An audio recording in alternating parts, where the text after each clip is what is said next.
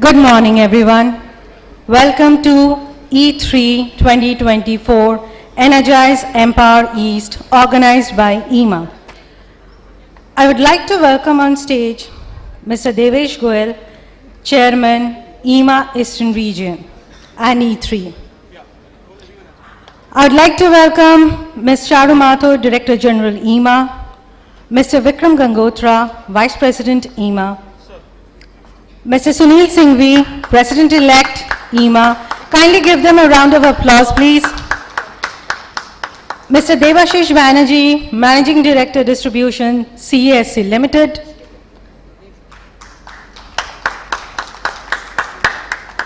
Mr. Bibhu Bhuya, Managing Director, Assam Power Generation Corporation Limited. Welcome, sir.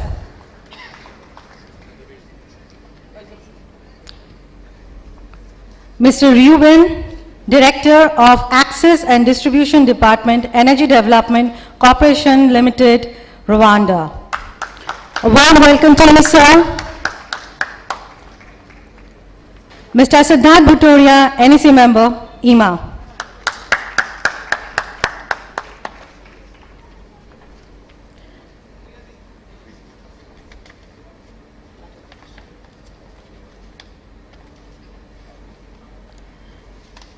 Now may I please request Mr. Devesh Goyal to give his welcome remarks. Thank you.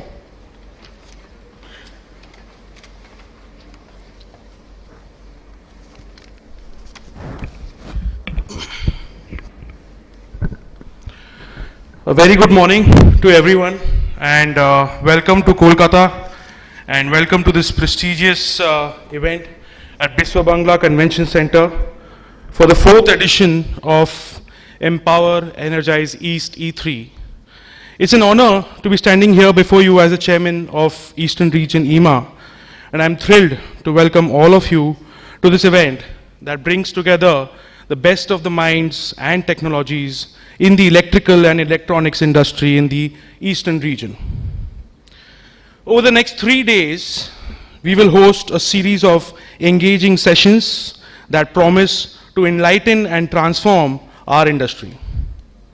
The event will dwell into the various policies, schemes, and utility and non-utility business opportunities for the next 5 to 7 years.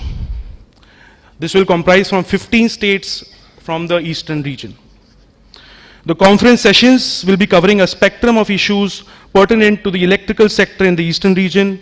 We are honored to have distinguished personalities with us today to share their insights during this session. The session that has been planned over the next 3 days from today will have distinct focus on policy and schemes. The sessions will be a deep dive into the various aspects of how policies are evolving and can be leveraged by industry players operating at different levels along the growth curve. The key highlight of day 2 will be an exclusive session dedicated to the procurement plans and upcoming projects of the East and the Northeastern utilities for the next 3 to 5 years. This will be a unique opportunity for the industry players to align their strategies with the changing landscape of the electrical industry. On the last day, the sessions will be beyond the utilities, featuring a lot of stakeholders from railways, CREDI, and oil sector, steel sector, shipbuilding sector, MES, airport authority, etc. We will also dwell into the realm of electric vehicles and share insights on its evolution. Throughout this, we will have the exhibition that will showcase the potential of all the manufacturers and suppliers in the Eastern region. The buyer-seller meet will continue concurrent with the exhibition, offering opportunities for networking and business partnerships.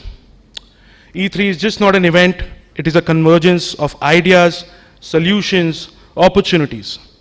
I urge all of you to make the most of these days to learn, collaborate, and contribute to the growth of the electrical and electronic industry in the Eastern region. Let the E3 begin, and welcome all of you. Thank you.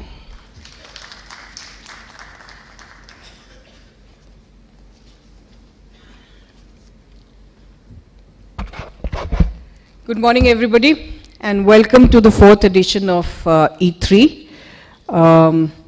May I add EMA's welcome and my personal welcome to Mr. Bibi Bhuyan, Managing Director, Assam Power Generation Limited, Mr. Devashish Banerjee, Managing Director, Distribution CESC Limited, Sunil Ji, President-elect EMA, Vikram Kandotra, Vice President EMA, Devesh Goyal, Chairman EMA, Eastern Region, and Siddharth Baturia, NEC member EMA and past chair of Eastern Region. I welcome you all personally to the 4th edition of E3. As Devesh has outlined, there is lots to look forward in this particular edition. E3 has grown in size and scale and continuously has evolved as the business platform for the East and Northeast. It started with an exhibition conference format. The Eastern Region team felt from various feedback that we got that it should be a purely focused B2B meet, and that is what the last edition of E3 was. And I'm happy to note that there is now an international edition, international aspect added to E3. My apologies, the Rwanda minister, welcome to E3. I missed in the beginning your name. So we are very privileged to have Rwanda's representation here with us in this edition of E3. Connect Northeast and beyond, and otherwise with E3's focus, Eastern Region has truly started its focus on state-wise activities. It began with Bengal Power Conclave last year. This year, the Eastern Region will be looking at an Orissa Power Conclave, and inshallah, we'll probably do many more state-related power conclaves. And E3 continues to remain as the focus on East and Northeast in this particular region. As far as EMA is concerned, I think we've had much activity at the beginning of the year. We kick-started a Build-elect, Distribute-elect, and Intellect. With E3 now happening, I'm quite sure that EMA will give a lot more for businesses to look forward to. I also wanted to take this opportunity, Devesh didn't mention, but I wanted all of you to congratulate the Eastern Region team for inaugurating its own office premises yesterday. And you will soon see a beautiful EMA office coming up in Kolkata. I want to just take this opportunity very quickly to also talk about Elecrama. The world's largest electrical show is back with the 2025 edition. The dates have been announced, 22nd to the 26th February in 2025 in IEML grounds in NCR, Delhi. The Honorable Power Minister, Mr. R.K. Singh announced the dates in February in Bombay. And he will do a formal launch in Delhi on 27 February. We'll soon be sharing a detailed invite to you for that event. And we look forward to not only your all participating and benefiting from E3, but also see you in Greater Noida in 2025 in February for Elecrama 2025. With that, I'll hand over and invite Mr. Vikram Kandotra to share his remarks.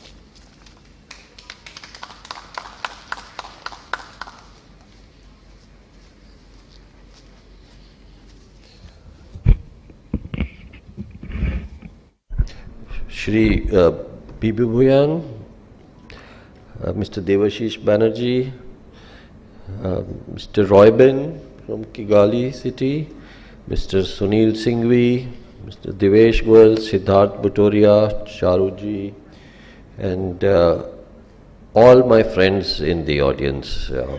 You have come from very far, I know. Very good morning to you. It is a pleasure for me to be back in my favorite city, that is Calcutta. And it is not only the sweets, the mishti, which I love the people of Calcutta as well. And there are reasons for that. I mean, we are in the city which has got passion from oozing from everybody. Everybody wants is so full of culture, so full of spirit to prove something, change which is there. When we stand here in this fantastic, complex, amidst the surrounding atmosphere, you feel that pulsating energy which is there in Calcutta, which is so different from what it was earlier, and we love it. This is something which our coming generations will see, that what is we are leaving behind for them and transforming the world around this.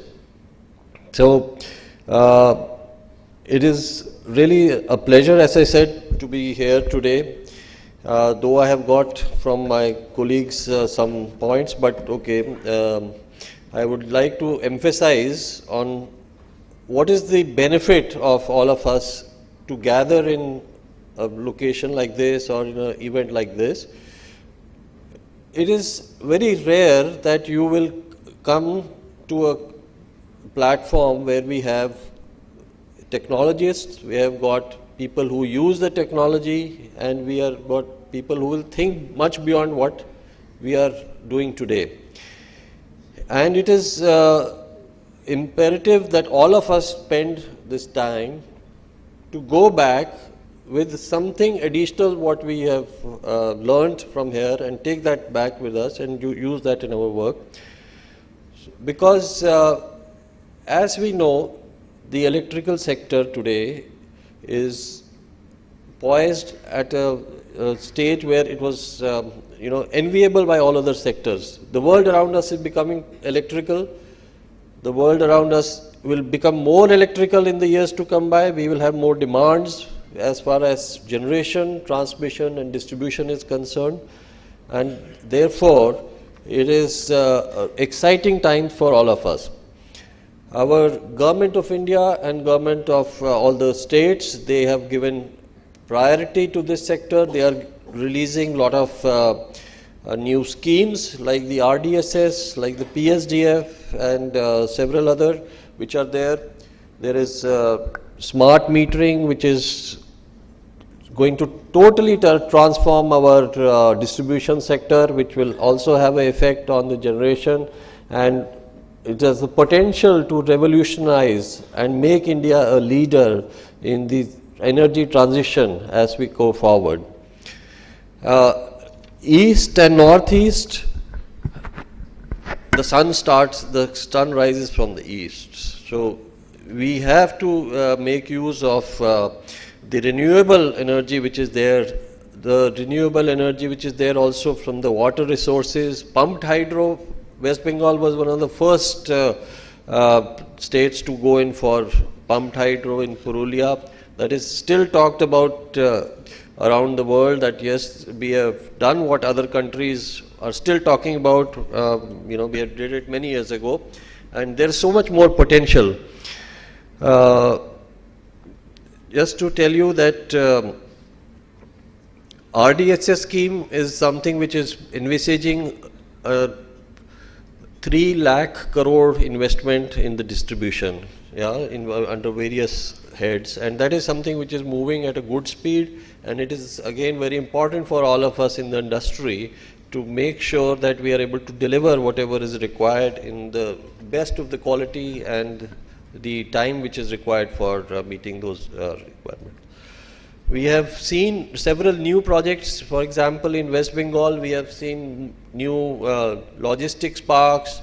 We have seen promotion of biofuels, and similarly Northeast. Northeast is also, if you recall, the Honorable Finance Minister in her budget speech also mentioned that Eastern region and Northeast region can play a very important role in the economic development of the country, and to enable these states to emerge as a growth engines for the economy, Centre is taking several initiatives in these fast track projects.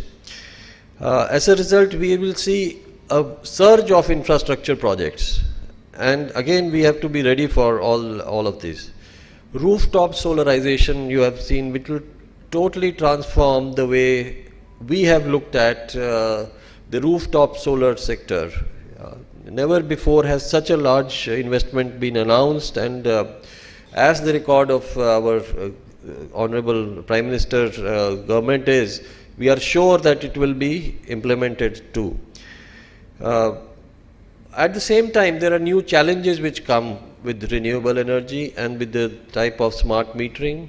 For example, there are challenges of cyber security, and these are the challenges which, as an association, EMA has shouldered and gone ahead. The members, they work on these problems and advise the utilities, advise the government on what are the needed regulations which will ensure that we have a safe and secure energy network. So over the next 3 days, as I said earlier, please spend most of your time to understand what is happening, what is the new technologies which are being offered, and most important, use the opportunity to network with each other and go back and, in a manner that you are sure and you are satisfied that whatever time you have spent here, it was very useful. Thank you.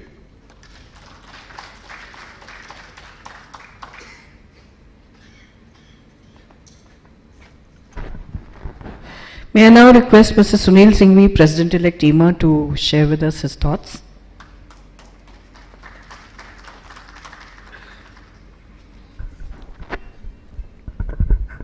Good morning, Mr. Debashish Banerjee, Managing Director, CSC, Mr. Bibu Bhuyan, MD, Assam Power Generation Company Limited, Mr. Ruben, who is the Director, EDCL. Thank you for coming all the way from Rwanda to encourage our Eastern Region team. Mr. Vikram Gandotra, Vice President EMA, Devesh ji and Siddharth ji, the pillar of Eastern Region, Charu ji, my colleague from the EMA National Executive Council, who came all over from India to participate in E3 event. First of all, sir, warm welcome to sparing your valuable time and to encourage our young team of Eastern Region. I would like to first of all congratulate all members of the Eastern Region of EMA and the electrical industry of Eastern Region for putting a very grand show of the 4th show of E3 in Kolkata. It is not only an exhibition, I think it is a platform for sharing ideas, sharing innovation, sharing business opportunity with each other. And I think this is a very, very exciting time for all of us. The whole world electricity market is transforming. We know the energy transition is taking place. And for India, I think everybody in the world is looking for the opportunities beyond China. And as we said, this decade belongs to India.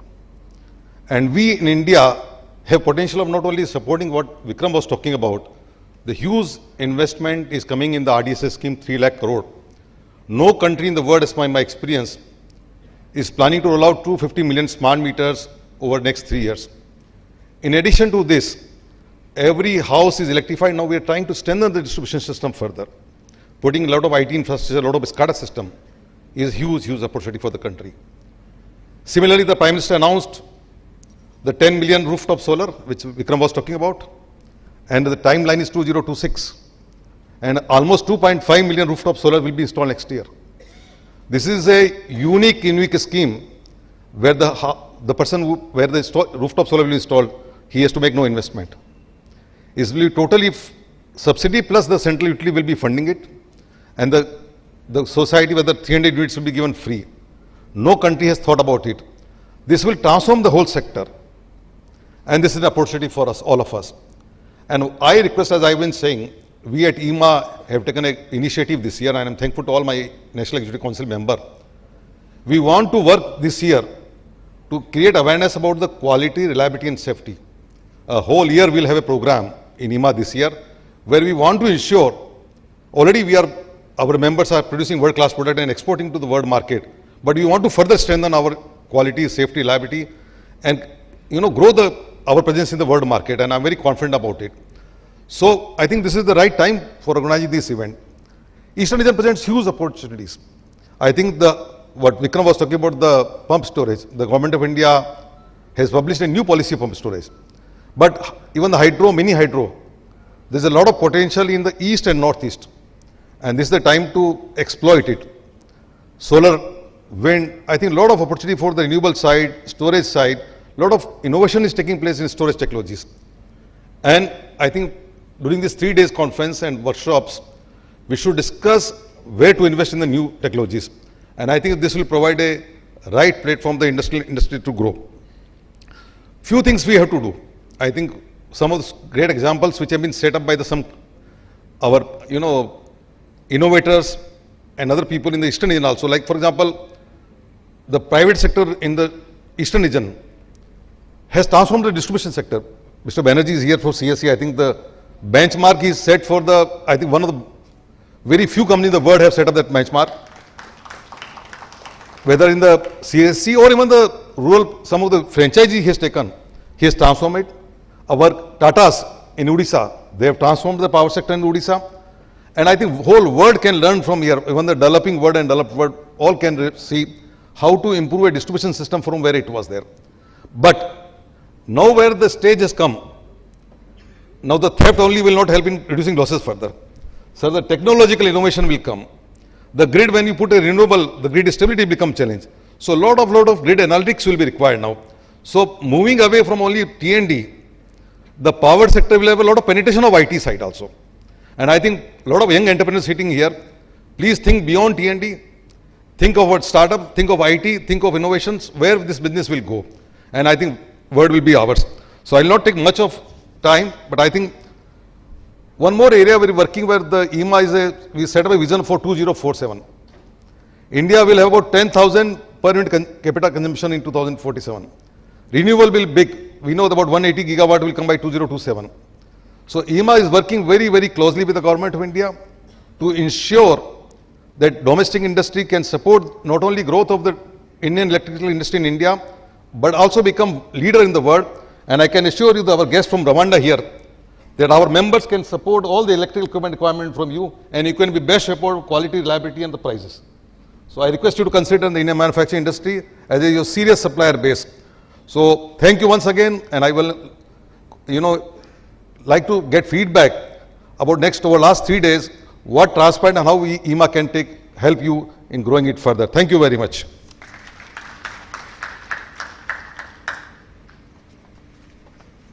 Thank you very much, Sunilji. Those were indeed very relevant things. May I now request Mr. Debashish Banerjee, Managing Director, Distribution CESC, to address us.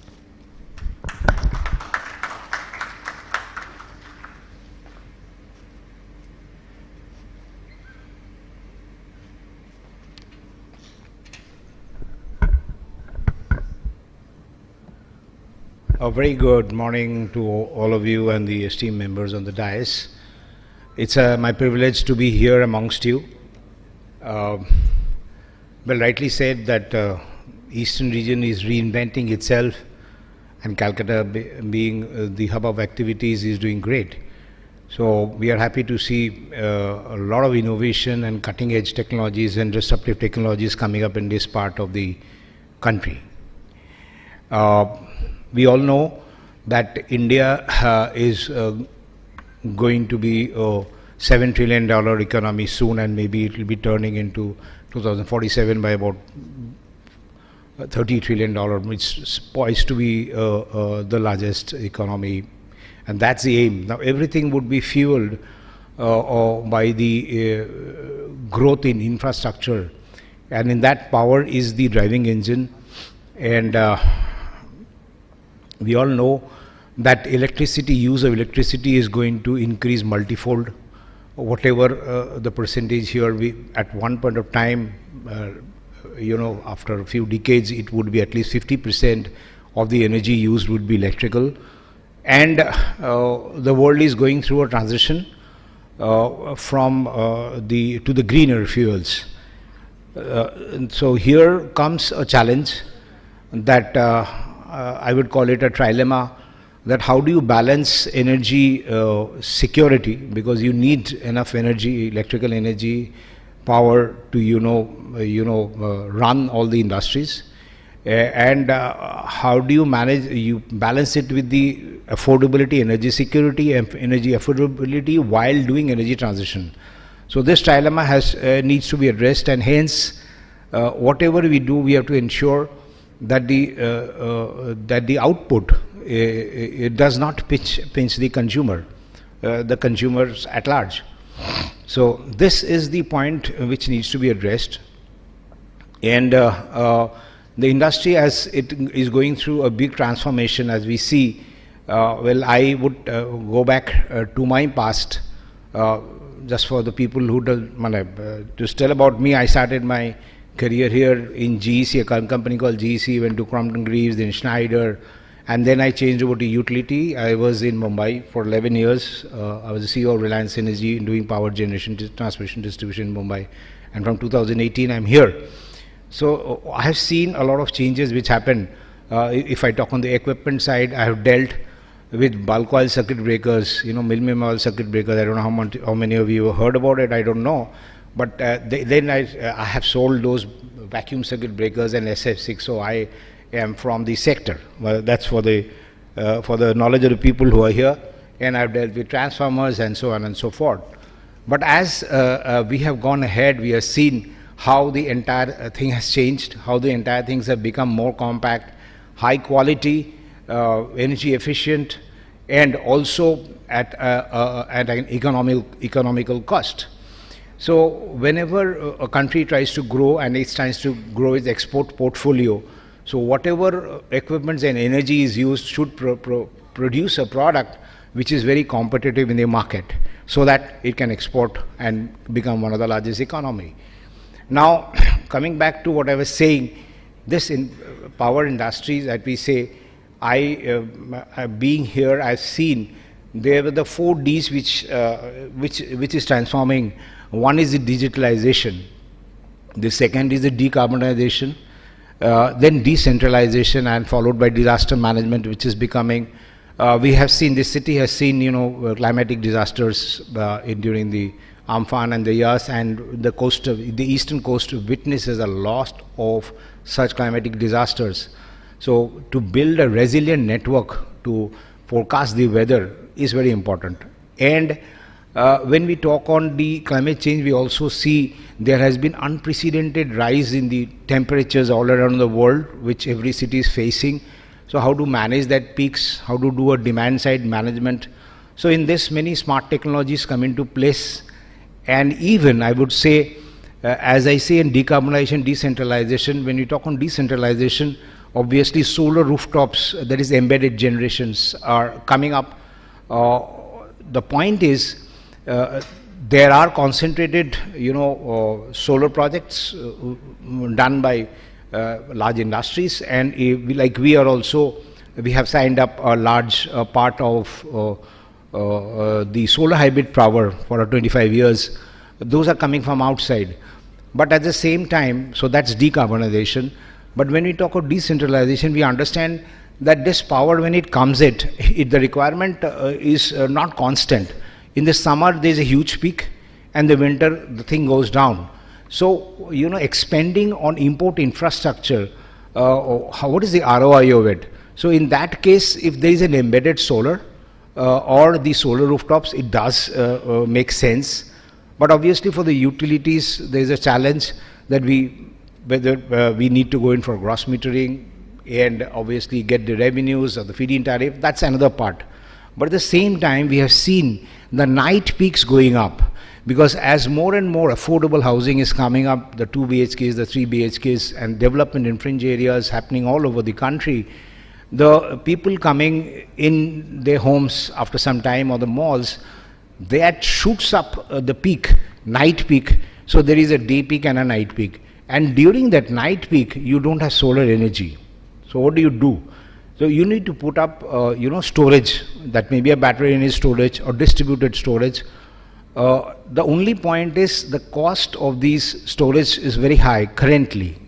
And that's why when I think there is an aggregation of storage, battery energy storage making, like today there is an aggregation of solar power being aggregated by SECI or the wind power. Similarly, when storage, battery energy storage would be aggregated into gigafactories, I think the cost would go down.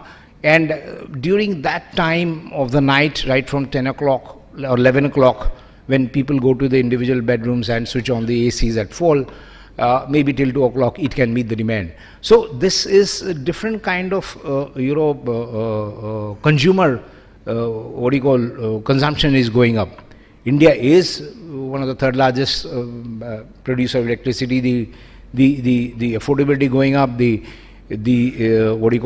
consumption capacities are going up. So these kind of things have to be looked into.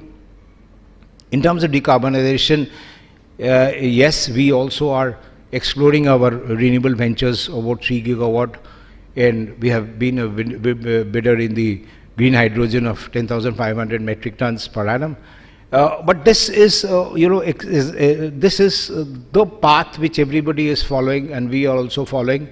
But as Mr. Singhvi and they were saying, we have done some cutting-edge technologies when I come to digitalization. For example, today, if you see that it's a plain vanilla power distribution system does not make sense.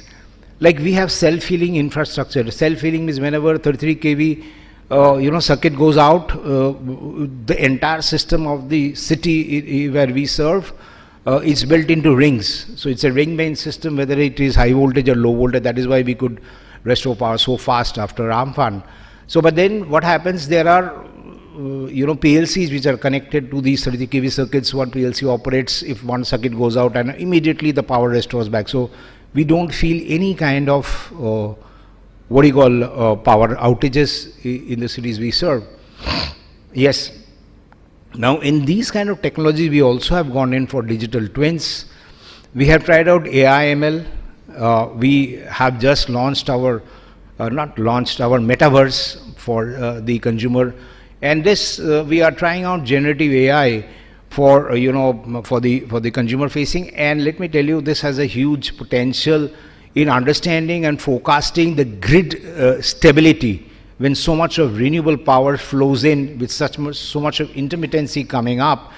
And the peaks, as I said, the summer and the winter and the rainy seasons are different.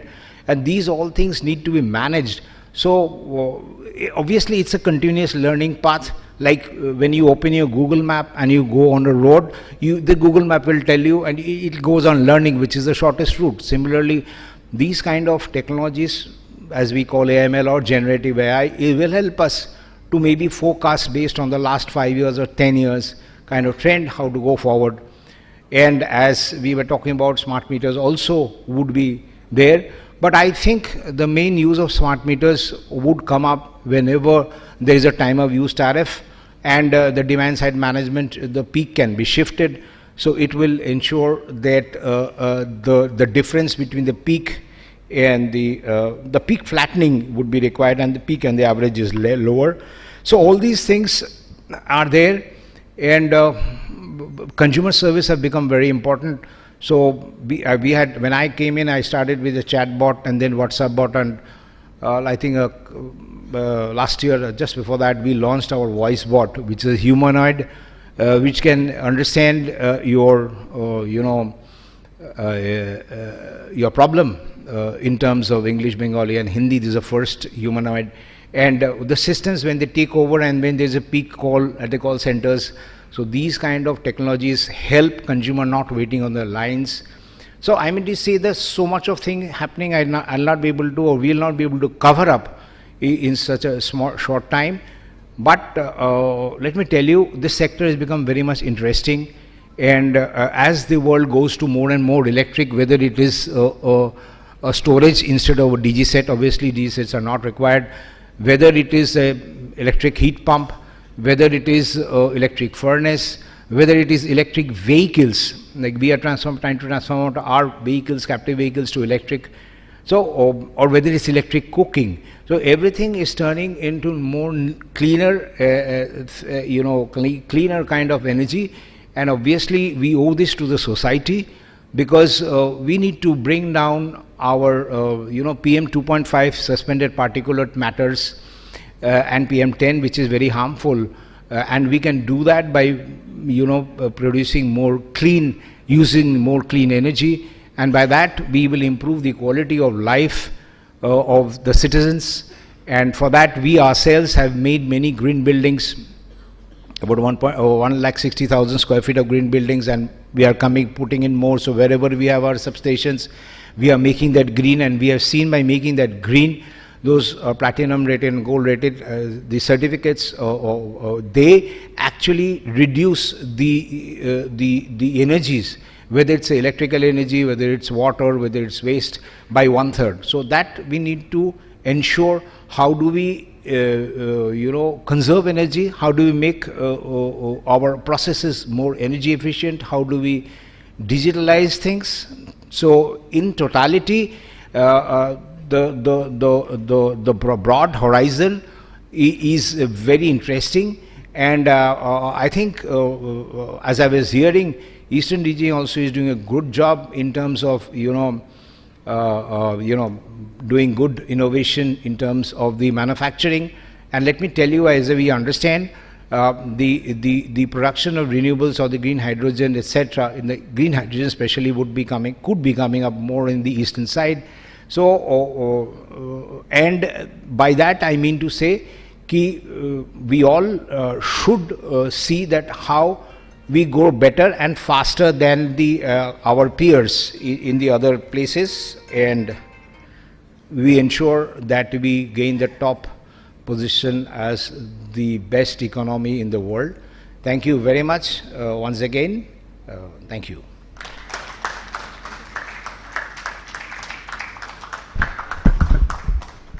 Thank you, Mr. Banerjee. That was really heartening to know about your focus on energy efficiency, AI, technology, ML, and the metaverse that you talked about for consumers is very, very interesting. May I now invite Mr. Biswa Bangla, Managing Director, Assam Power Generation Corporation Limited, to address us.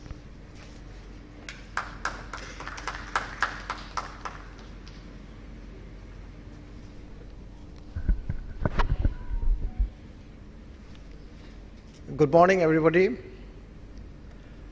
Madam Director, Mrs. Mathur, Mr. Bikram Ganotra, Mr. Singhvi, and our special guest from Rwanda, the country of 1,000 hills and 1,000 smiles, Mr.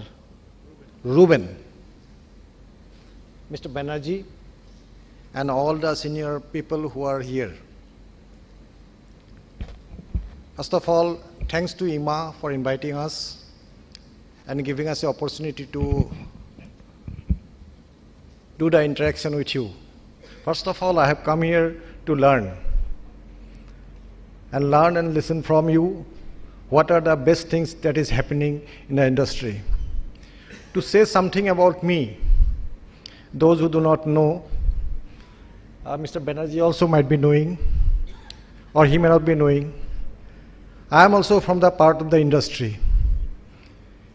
Somewhere in 80s, 88, I joined this industry in a company called GC India Limited, where from Mr. Banerjee is also there.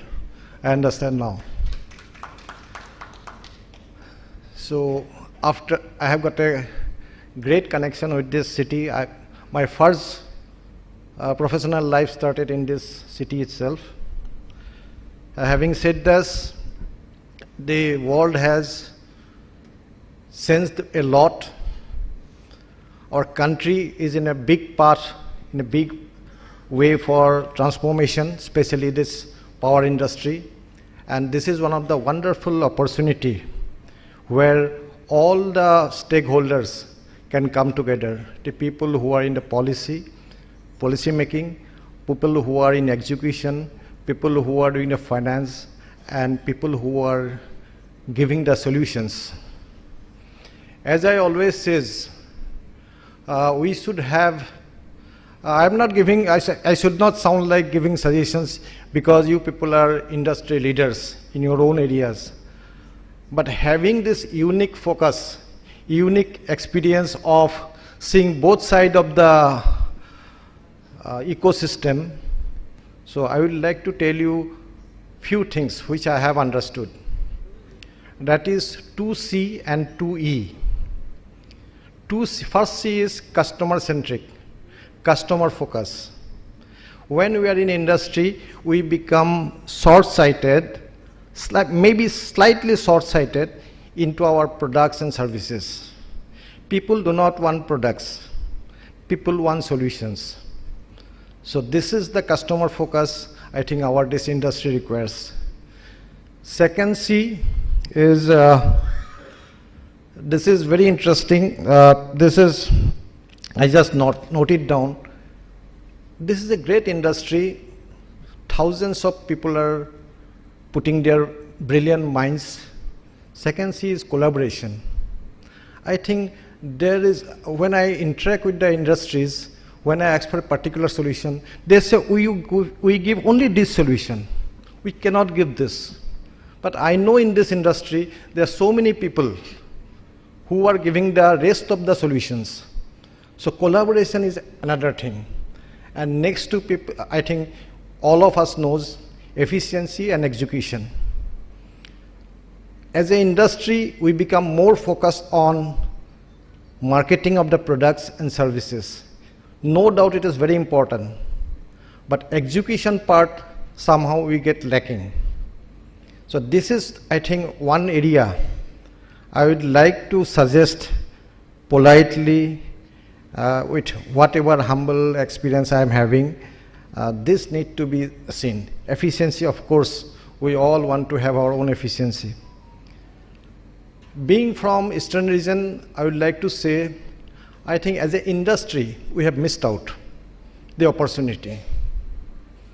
While I do not want to differentiate between what is Eastern region and what is rest of the world, but there has to be competitive collaboration in the country. We cannot be dependent on others. We cannot be dependent on rest of the solutions. Solutions has to come from Eastern regions also. We have got a great solar potential, we have got hydro potential, but we have got hardly any hydro generating equipment manufacturer or solution providers in totality. But fact is, this Kolkata, especially Howrah, was at one point of time was known to be the Manchester of the East. It has got so much of talent, so much of knowledge, but whether this industry has tapped that knowledge or not, I have got my own reservations. Coming to Northeast region, which I represent, Northeast is getting transformed in a big way. Lot of developments are taking place. The way Northeast is being looked after from Eastern region or from the industry need to be changed. So there is a lot of efficiency. As you know, as Mr. Banerjee is saying, we have to be competitive in our power generations. We have to be competitive in our distributions. Then only industry can survive. We cannot, although practically still we are in a monopoly business. Electricity is still in the monopoly domain, although bits and pieces reforms are taking place, but it's a monopoly business and prices are getting increased. When electricity price goes up or distribution efficiency goes down, industry cannot be supported. Industry will, of course, get its share of adverse effect. So these are the things need to be taken care of. And moreover, there are a lot of renewables people are talking. Renewable, as you know, the solar, biggest problem is we have got limited area, limited time issues there. There are talk of smart equipments.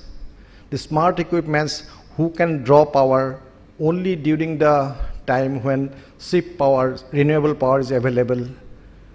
A morning time, you know, everybody use their personal geysers. There's a huge surge of power, which Mr. Banerjee might be knowing. Is there any possibility that all those geysers can be partially stopped? Or in a phase-wise it can be connected? ACs, when it is connected, when it is stopped, can it be managed in such a way so that the peak curve can be controlled? all those new areas are there. And then the world has gone too far, especially I saw in Europe. We are talking about storage system, standalone storage system. We are having our own storage. CSC or DVC might starting their own storage. APGCL for myself, we are trying our own power station. But then we all have got storage in our own home. Each people has got battery storage, inverters. Can this power storage can be utilized, distributed storage system? Can it be connected and the power can be stored by some utility? It is like, Swiggy doesn't have any single restaurant, but still it serves.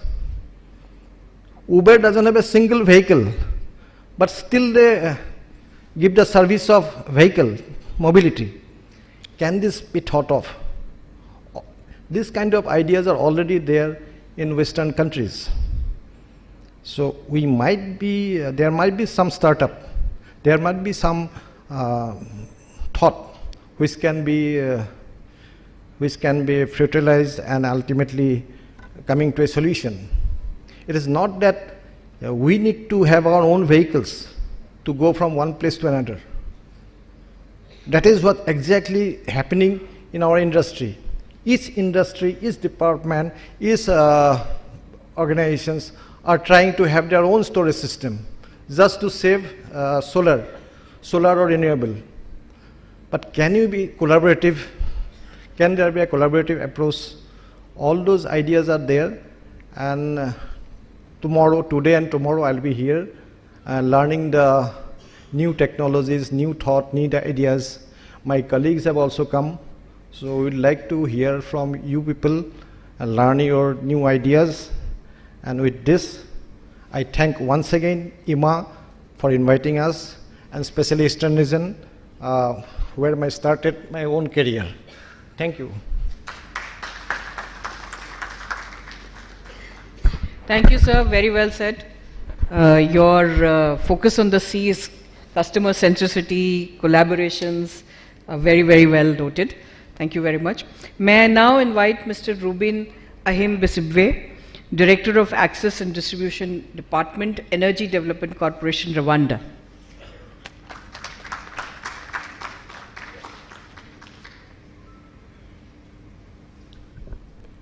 Yeah, thank you. Good morning. We are coming from Rwanda,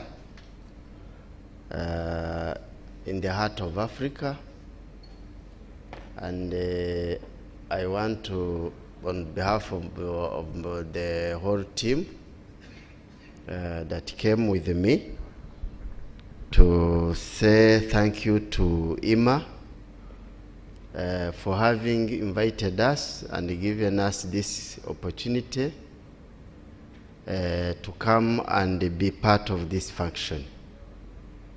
We believe that it's going to be an opportunity for us to meet more people in the sector, to connect and get to know the new technology and approaches that are used in the sector. So thank you so much, Emma, for organizing this function and also making it possible for us to be here. Rwanda is a small country in the heart of Africa, but it is also an ambitious country. We are coming from far. Probably many of you might know our story. The other time we had a very terrible history of genocide, but given the leadership that came in, we are able, and we have been able to get out of that history and get focused and set our goals and try to move fast to achieve those goals. Currently, the connection to the electricity of our people, we are at 74%, and we are working towards having all the people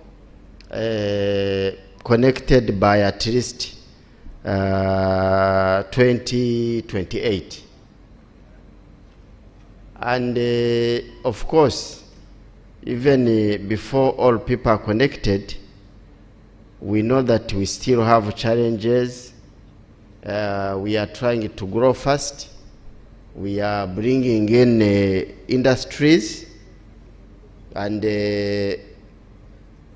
probably what I can say is we are one of the countries that have been growing very fast at a rate of one time we were above 10%, but given the COVID and the other international factors, we are between 6 and 7% growing every year. So with that, we have positioned ourselves to be the center of many services on the continent. Given our position in the heart of Africa,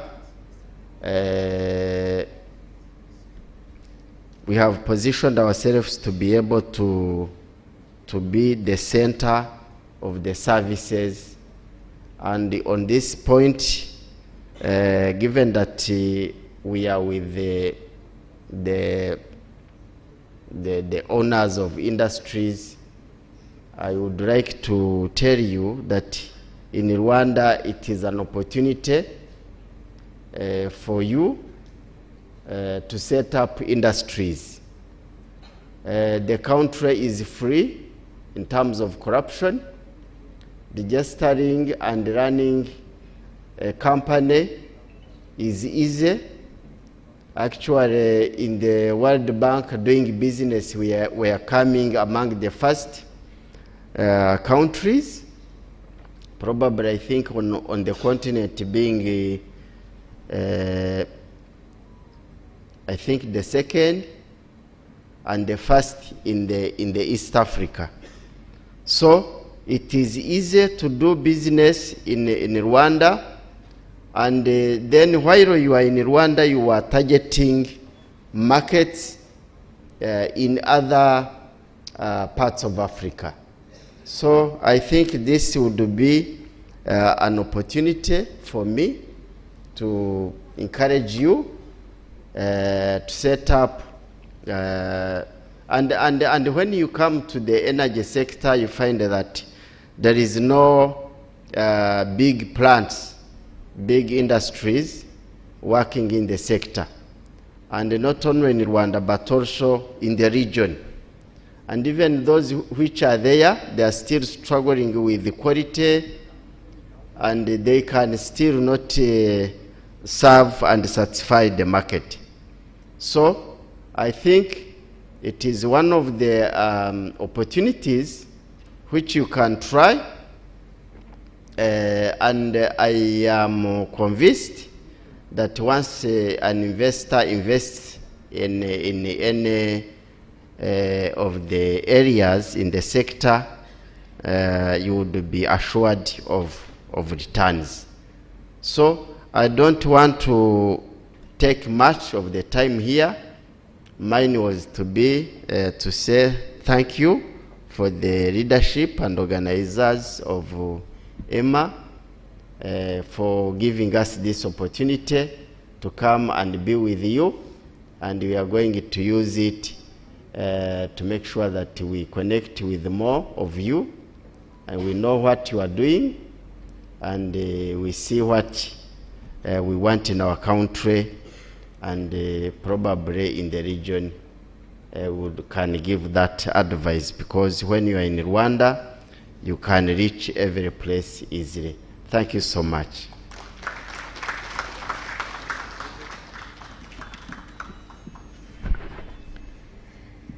Thank you, sir, for your kind address.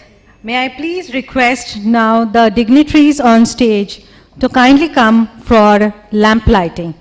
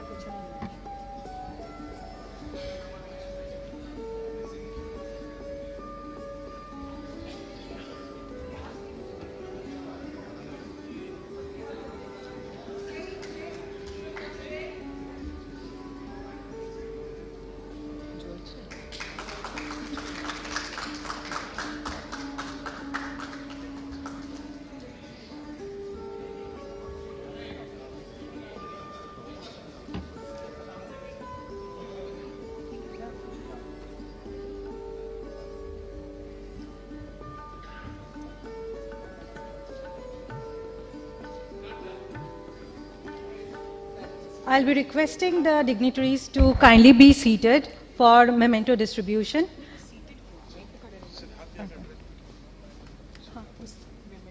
Memento distribution ke baad. Yeah.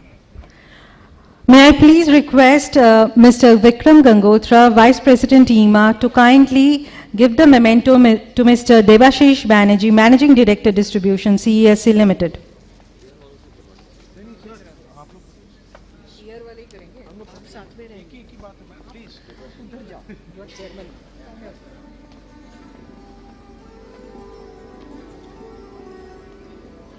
May I please request Mr. Devesh Goyal and Siddharth Bhutoria to give the memento to Mr. Bibhu Bhuiya, Managing Director, Assam Power Generation Corporation Limited.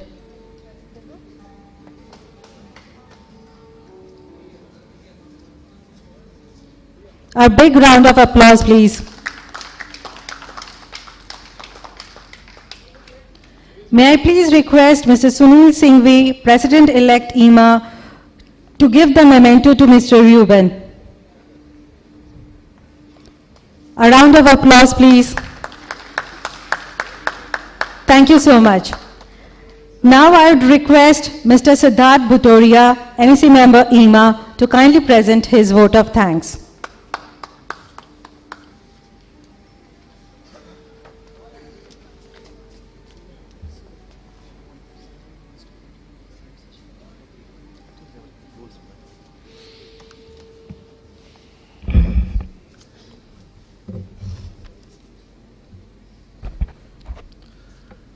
নমস্কার কলকাতা একবার আবার আপনাকে সবাইকে একটা ইমার ইভেন্টে স্বাগত জানাচ্ছি আমি অবাক হয়ে গেছি এই ইস্টার্ন রিজনের কি দারুণ ভাইব্রেন্সি এসে গেছে বলুন তো after Bengal power summit we expected Devesh Parag and Utkarsh to slow down but they have come up with yet another event and an even bigger E3. What a remarkable journey this has been for E3. Shri Bibhu Bhuiya ji, MD APGCL, Shri Debashish Banerjee ji, MD CESC Limited, Shri Sunil Singhvi ji, President-elect EMA, Shri Vikram Gandotra ji, Vice President EMA, and also the chairman of the largest T&D show in the world, Elecrama. DG EMA, Shri Charu Mathur, Mr. Rubin, all the way from EDCL Kigali, colleagues from the National Executive, members of EMA, ladies and gentlemen. It is once again my responsibility and duty to summarize and deliver the vote of thanks, which has now become a sort of a hallmark in many of the EMA events. So I will try and do that in as quick as possible. Starting with Devesh, I think you welcomed everyone to the event. You spoke about what we can expect over the course of the next 2-3 days. You spoke about how the utilities will be talking about their procurement plans. You spoke about the uniqueness of E3 and some of the most interesting things and how E3 has really evolved, and it's something very, very unique in EMA as well, is that the focus not only on utilities, where EMA has traditionally been very strong, but this huge diversity of non-utility buyers which you all have managed to get. I think that is something which is commendable. More and more we know that the real estate sector, the ports, cement, steel, refinery, they are huge buyers of electrical equipment. Some of the, I was told that some of the steel plants today have budgets of electrical equipment as much as small utilities do. So the focus on the non-utilities, I think, is a very, very welcome move. Of course, keeping the utilities with us. Madam Charu Mathur, she spoke about the evolution of E3, how it has come about, you know, how it started from Connect Northeast and beyond.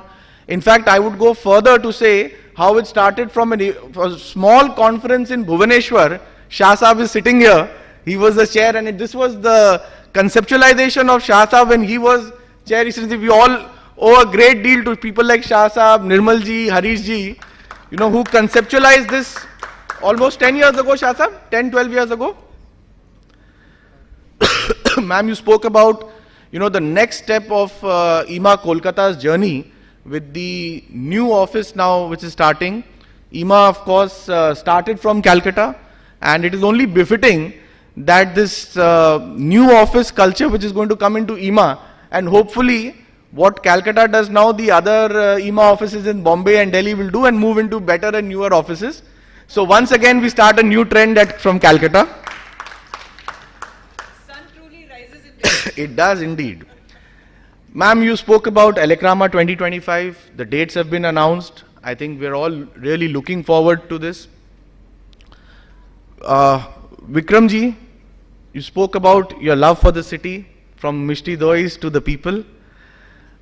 You spoke about the benefits of coming to an event such as E3. You know, you spoke about the happenings in the power sector with the RDSS and the renewable energy and the energy transition. You even mentioned some of the happenings in the power sector in Bengal, about Purulia storage. You spoke about the rooftop solar opportunities which are coming up, especially with what the Prime Minister has just announced. You spoke about some of the improvements in the northeastern and eastern sector. President-elect Sunilji, again, you gave a broad overview about the opportunities available to us in the power sector. You spoke about some of the work that the utilities in the power sector in the eastern part of the country are doing. You spoke about the energy sector in the year 2047, you know, the vision 2047, what the Prime Minister has called the Amrit Kal, and the position of the power sector in the Amrit Kal. Honorable Debashish Banerjee ji, sir, you spoke about your journey. You spoke about some of the energy securities and the balancing that is required between energy consumption, management and energy security. You also spoke about the transformation of the power sector, the 4 Ds that you spoke about: digitalization, decarbonization, disaster management and decentralization. You spoke about the unique self-healing infrastructure that CSE has developed with the ring system, and you know, we as citizens of Calcutta are sort of witness to the transformation that has taken place. You know, when we were kids, and it was a given that when at 8 p.m. dinner time, when I used to live in Howrah in those days, that light would go off, and then we would go to sleep and the generator would go on. वो generator की आवाज से ही sir हमारी नींद आती थी, नहीं तो हमको नींद ही नहीं आती थी. So from those days, you know, Calcutta's blackouts and this thing to the reliability, I don't even think my son has ever seen a generator in his life. You know, to that kind of reliability that we have come, I think it's a vast journey, and CSE deserves much of the credit for that. You spoke about smart metering and the advantages of smart metering. Bibhuti Bhuiya ji, again, you spoke about your career, sir. On a lighter note, sir, it occurred to me while I was listening to you that you have a great similarity between you and Mr. Amitabh Bachchan. And that similarity is that both of you started your corporate careers in Calcutta and then went on to do something completely different in a different field and became famous. You spoke about the customer centricity, the two C's, customer centricity and customer focus. You spoke about how Howrah used to be the Manchester of the East. Sir, I will only request you one thing. Kindly go to the exhibition today. Kindly meet the manufacturers here. You will see the renaissance which is happening in the manufacturing in Howrah once again. Size, scale, quality and diversity that you will find today in Howrah in the power and the electrical equipment sector, I think it will surprise you, and we hope that you will go back positively informed as well. You spoke about the need for new ideas, new innovations. Coming to Mr. Rubin, Murakaza Neza. Yeah, that is welcome in your language, I hope. So welcome all the way from Rwanda, sir. I have had the good fortune of going to Kigali twice, and some of what you spoke in terms of the transformation that your country has taken place, I have seen firsthand. I have not seen an African country, forget an African country, an Asian country, save Singapore, as neat, clean, organized as Rwanda is. I think I was told that there is a separate day in Rwanda where all the citizens come on the street and clean the streets of Kigali and the country. I think that is something really unique. You spoke about the miracle economy of Rwanda, how it has become the miracle economy of Africa, the focus of on the ICT sector, the focus that you are giving on ease of doing business. You invited industry to come and set up there. I think that is an opportunity which many of our entrepreneurs would like to take. I think it's a good opportunity for you to interact with a lot of the manufacturers here, particularly those from the East. But, many of the exhibitors who've come here, sir, they've come from all across the country. So you'll get a really good diversity and flavor of what India can offer you. It's very nice that, you took the opportunity to come all the way and interact with us. And we hope that you'll have a very meaningful stay with us here. And finally, big thank you to the rest of the EMA IoT and the organizing team, to our sponsors. We owe it all. Particularly, we've had some patrons of this event from the first edition to today's edition. I mean, I don't want to name all of them, but some of them have been so forthcoming that the moment that E3 is announced, they have come forward and sponsored this event and shouldered this event really. So a big thank you to all of them. They know who we are talking about. The buyers who've come all the way from across the country, from the northeast, from Orissa, from the rest of the eastern region and the other parts of the country. And our friends in the media, we hope you give us a befitting coverage, a coverage befitting EMA and E3's stature. And once again, to all of you, we hope that you have a great stay at E3. It's a very fruitful E3 for all of you, and you all get the right connections and the right business opportunities that has brought you here. Thank you very much. And I'm told that post the inaugural, I think the first session will start from here. So we're not having any break. We're having the first session immediately after this. Thank you very much, everyone. I'll request all the dignitaries to please gather for a group photo.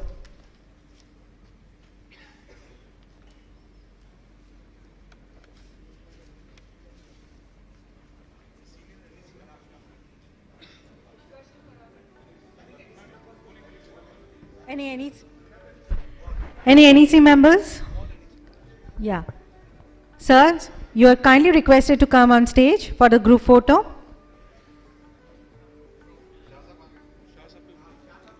Shasa?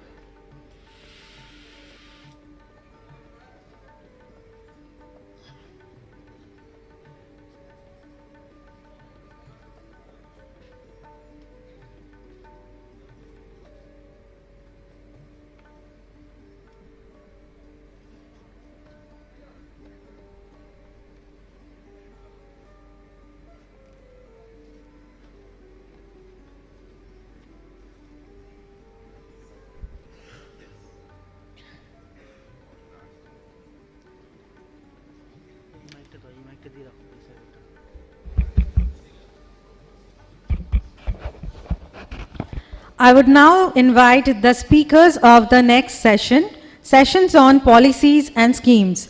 This session will be moderated by Mr. Vikram Gangotra, Vice President, EMA.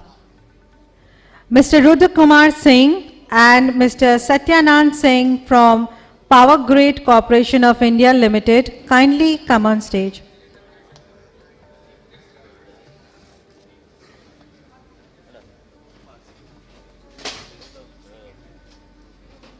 Amrita, oh.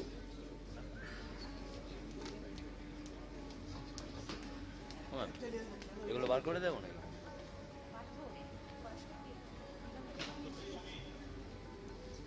Ma'am এগুলো বার করে দেবো?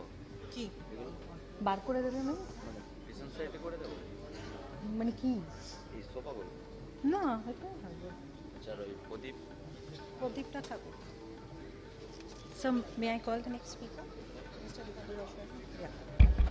Mr. Diganta Goswami, General Manager, Northeastern Electric Power Corporation Limited.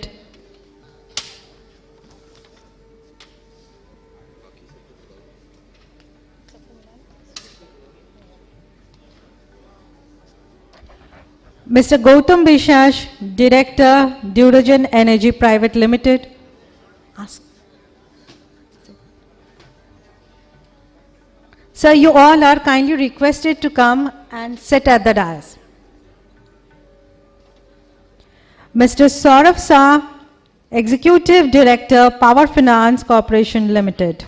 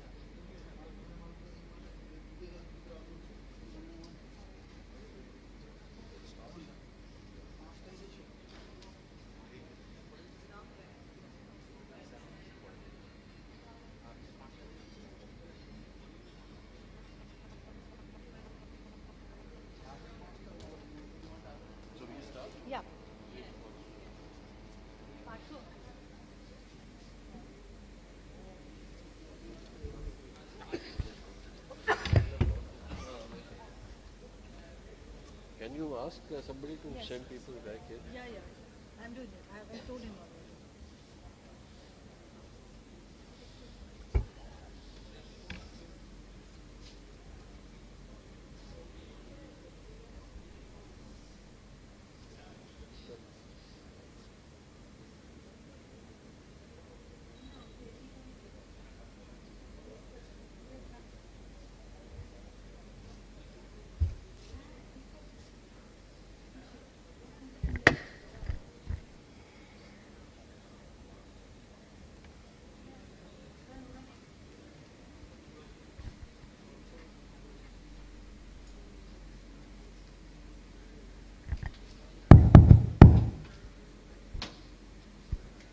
Hello, good morning once again. Can you please be seated, ladies and gentlemen?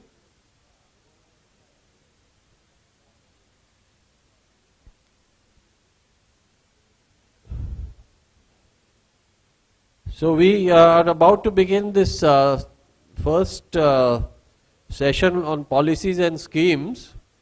Excuse me, sir, can you please sit down, sir? Excuse me, sir. Please sit down, sir. We are starting the next session.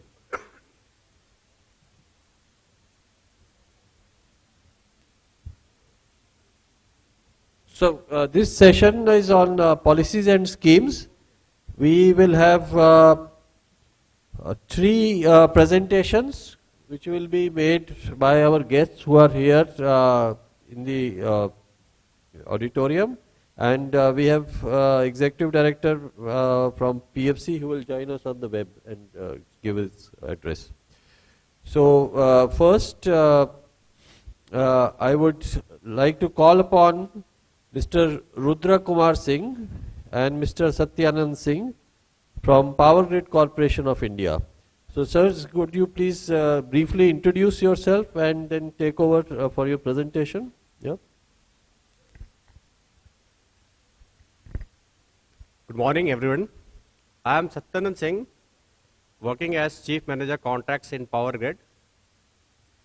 I have worked in HVDC and presently working in Contracts Department of Eastern Region 2. And with me, there is Mr. Rudra Pal Singh. He will introduce himself. Good morning, everybody. Myself, Rudra Kumar Singh, working as Chief Manager in Power Grid Corporation of India Limited. Currently, I am looking after the marketing activities in Eastern and Northeastern region for the telecom department, which is recently separated, and a new subsidiary has formed, named as brand name as PowerTel, Power Grid Teleservices Limited. So I am looking after the business development in that particular department. Yeah, we have.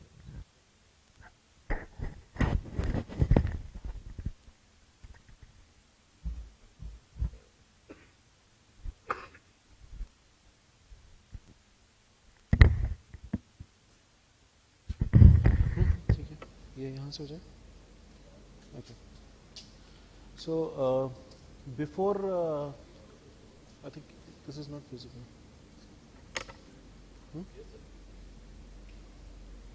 Okay. Before I start, I would say the electrical system that we are into it, we have the first challenge that we have, that we are dealing with a product, I'll say a product, which cannot be stored for so much of time. So we are looking for something which is freshly brewed and supplied to the user. So we need a good infrastructure for this particular thing, and Power Grid is continuously into this venture. And as a transmission utility, we have committed towards the high reliability, high availability of the transmission system, and obviously, contributing towards the growth of the country. So this is our growth journey basically of Power Grid since its inception in 1989. How we grown from a company, then Mini Ratna, then Maharatna. This is a journey basically, and I think everybody is very well aware of Power Grid, how Power Grid has performed in last years. So I'll not go into details. I would request Satyanandji to please go ahead with the, the data that we are showing. Please.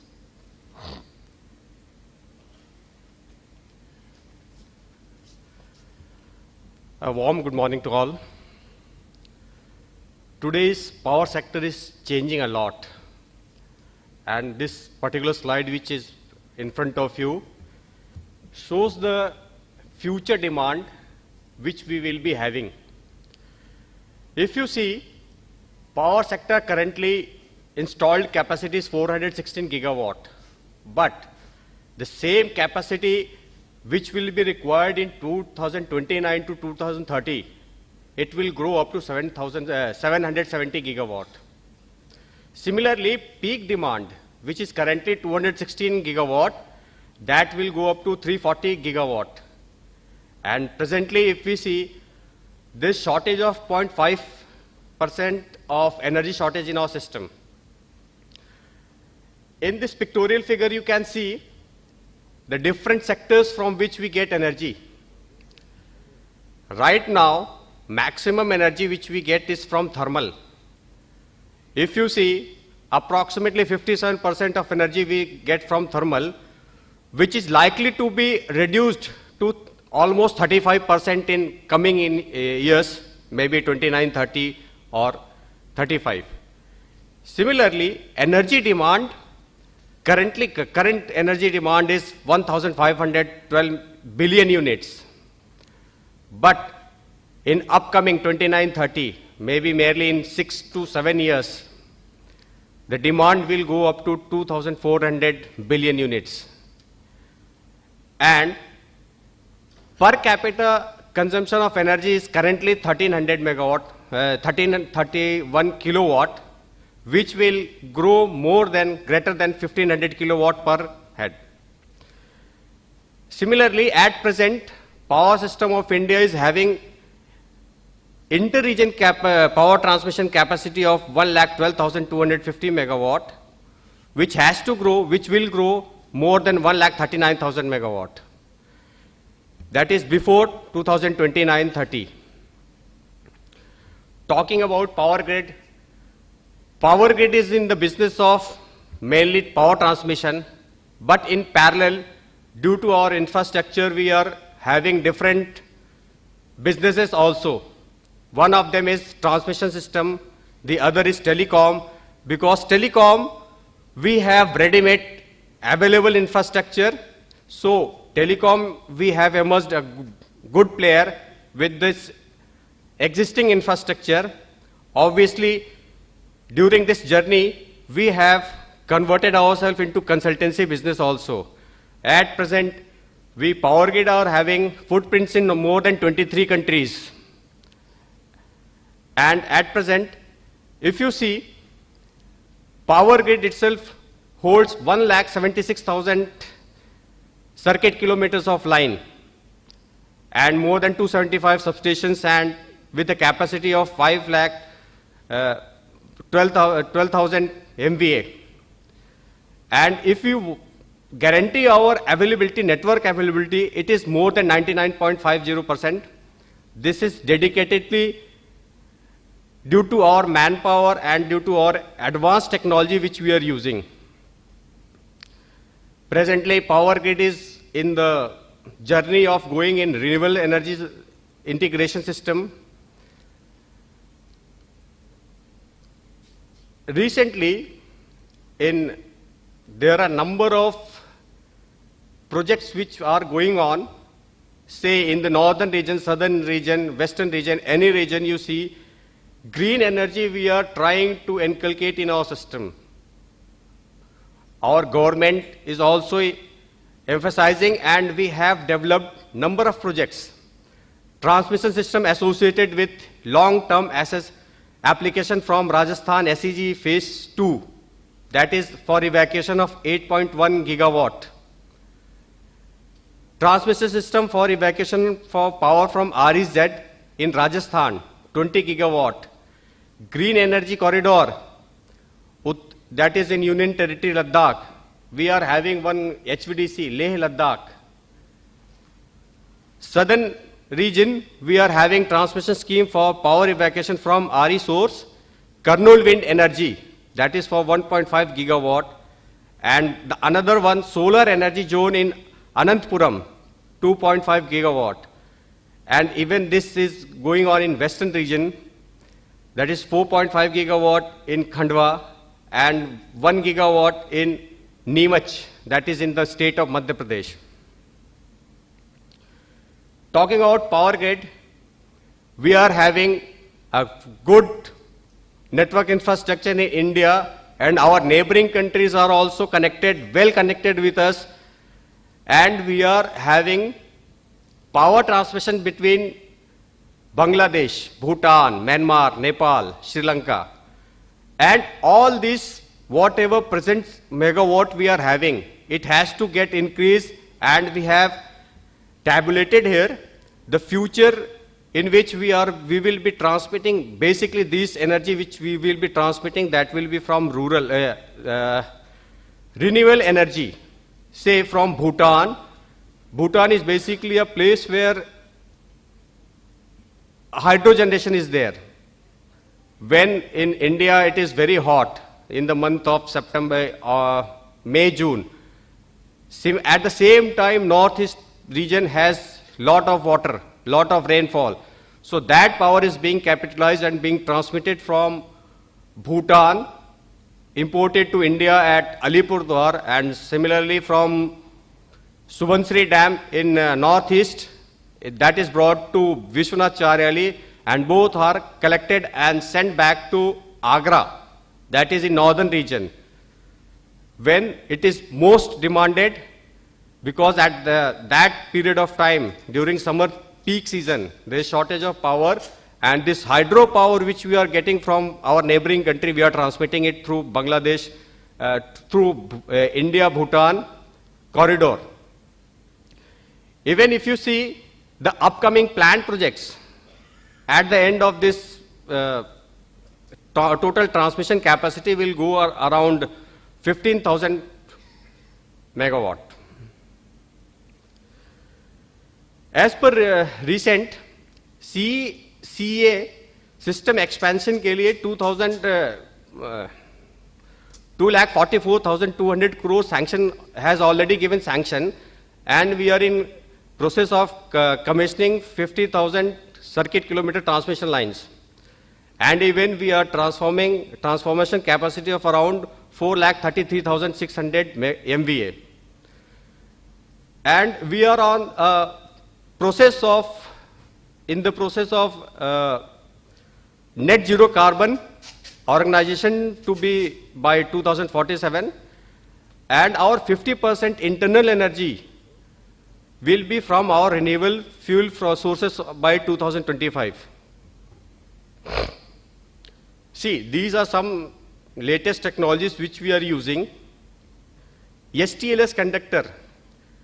If you see this graph over there, normal conductor which we are having is rated for particular temperature. That is about 75 degrees centigrade.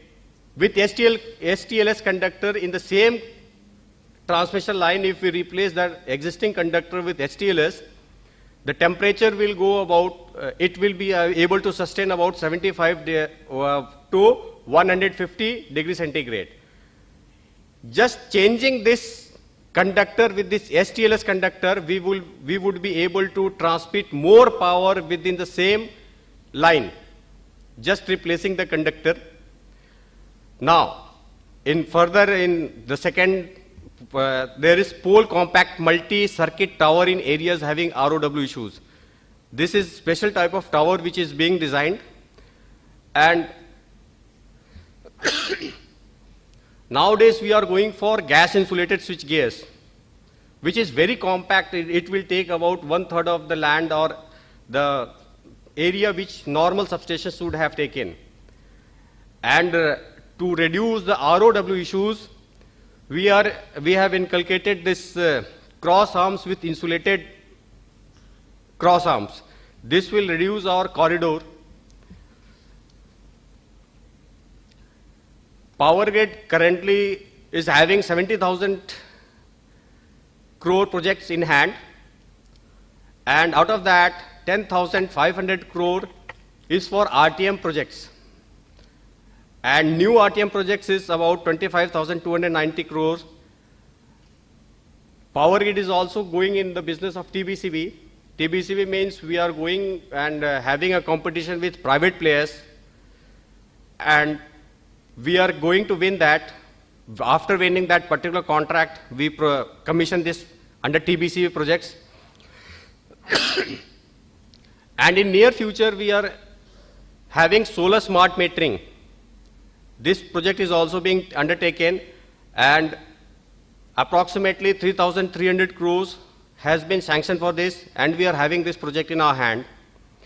And our capex plan for 2024 is about 8,800 crores, which will be around 12,250 crores in next year, 2025 financial year. Regarding procurement, which we are doing from eastern region, basically we are from power sector, so our requirement are very limited, but there is dynamic change in the requirement. Initially we wanted only tower parts. We just wanted to have breakers, circuit breakers, isolators, conductor, but our need has changed a lot. The conductor which we were using is outdated right now. So for new manufacturers, we have to give them access and technology for developing this new manufacturing plants. So for eastern region only, for 2021-22, we had procured 112 crores projects, and for out of this, obviously there are some civil packages and non-electrical items. Civil contracts in 2021-22, it was about 558, approximately 60 crores. And other than civil contracts, that is 44, approximately 45 crores is for other equipments which we need in our substations, maybe some breakers, isolators, conductors, jumpers. And with changing in infrastructure, we are also trying to change our existing system schemes. Similarly, for the current financial year, say 2023-24, till date, till last month, we had procured more than 100 crores of procurement through eastern region, comprising from eastern region, Kolkata, full state of West Bengal, and some part of Sikkim. And in this civil contract was about 37 crores out, but 62 crores was for different things other than civil contracts. So consider the volume and the amount which we are spending on our electrical substations. This will also increase in future. And after this, I will welcome Mr. Rudra Pratap sir for giving small view of about our telecom system which we are running in our power system. Sir. So we were all talking about how power grid transmits its power and all other things. Earlier in the inaugural session, one gentleman was saying, hardly मेरे बेटे ने कभी ये देखा है कि power cut हुआ हो Kolkata में. This is just because of not only the infrastructure, the need that we have. पहले पुरानी फिल्मों में एक डायलॉग होता था कि हमें चाहिए क्या, रोटी, कपड़ा और मकान की ही ज़रूरत है. उन तीन के साथ अब दो चीज़ें और ऐड हो गई हैं, एक है बिजली और दूसरा है mobile phones. Obviously the telecom network that we need. So everybody needs a good telecom service in terms of data, in terms of calling and all other things. So Power Grid is committed towards connecting every nook and corner of the country and giving a good telecom infrastructure. We are already providing infrastructure to all telcos, to all OTT players, to few of the international players also. We have certain plans to go into our neighboring countries, obviously using the infrastructure that Mr. Satyanand was telling. So, what I said, the infrastructure that we have, but now we need telecommunication also, which is very much needed, because whenever we are anywhere, we are at home, we are at our workplace, everywhere, we are into our mobile phones and, you know, all kind of datas. So, proper network and a robust network with a high availability is very much required. Power Grid Telecom Department, named as PowerTel now, is having a availability of 99.99%, and we are serving not only the government agencies, few of the you know, transmission utilities, generation utilities across India, and private players also, just because of the uniqueness of our network, that is the OPGW, which is only available with the Power Grid. We are having licenses for it. So the earth wire on the transmission line acts as a carrier communication for our you know, telecom services. So this is the case in India when we go for a, you know, underground cable. ROW issues, frequent cuts, high restoration time, and, you know, the reachability and the local issues. But here, when we are talking about our transmission system, it's already being maintained by our transmission utility, and the earth, our optical fiber is embedded into the earth wire. So there is no chance of any kind of you know, cut, and the availability is very nice. So if I talk about our telecom network, it's more than 1 lakh kilometers. We have more than 3,000 point of connections across India. We are having agreement with many of the state utilities to reach up to the subdivisional headquarter levels. And as far as the technology is concerned, we are into the carrier as well as MPLS. We are giving internet services. We are into data center business also. So, and the second thing, what Power Grid, you know, the innovation part that I'll tell is we have identified approx 2,50,000 transmission towers across India, which are near the rural areas and you know, across the highways, which can be easily used by TSPs for their 4G or 5G transmission for installation of their BTS. This is the structure where a GSM antenna can be put up on that particular tower with the power supply available from the induction current that is being you know, renewed and supplied to the equipment rack. This particular thing has already been tested by few of the FM agencies, and now TRAI has already given clearance on this, and we are in talk with the DOT and other telecom players for this particular leverage to be given to all operators in order to, you know, reach up to the unreached places. Because when we talk about the coastal areas, when we talk about few of the rural areas in India, the network is very poor, and these telecom towers can help a lot to all the operators. Apart from what Mr. Satyanand was saying, that we are already in process of transmitting energy to our neighboring countries. Obviously, we have a OPGW network there also. Power Grid has already applied for ILD license. We have taken it, and we are into process of launching our ILD services soon. We are already in talk with a few of the parties in Bhutan and Bangladesh and Nepal, and the operations will start by April.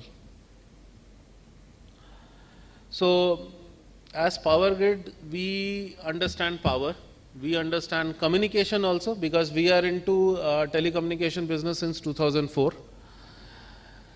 We have, you know, pool of qualified power engineers as well as telecom engineers. We have taken ILD licenses. We have, you know, tie up with the global players. We are already connected to some of the major data centers of the country. That's why we have planned to go into a data center business that is coming up very soon. Probably by July it will be operational. The first phase will be operational. Our data center will be at Manesar near Gurgaon, and data recovery center would be in Hyderabad. So that's it. We are definitely committed towards power as well as communication. I would say two basic needs of the 5 needs that I said: roti, kapda, makan, bijli, and obviously telecom. Thank you very much. Thank you very much, Satyanandji and Rutu Kumarji. Very interesting and very encouraging. We are all very proud of the work that Power Grid has done so far, and also your plans are really very, ambitious, and I'm sure that it will be very successful. So we will take some questions. If there are any questions in the audience for these two gentlemen, we could ask them now, or should we, maybe you can think, we have it once the presentations are over. Yeah, the gentleman there.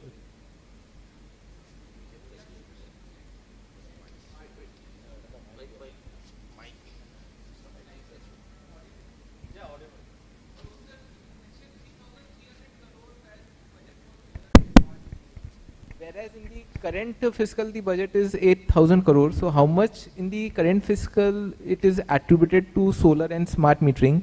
And can you shed some work that you have already done, especially in smart metering? That's the query.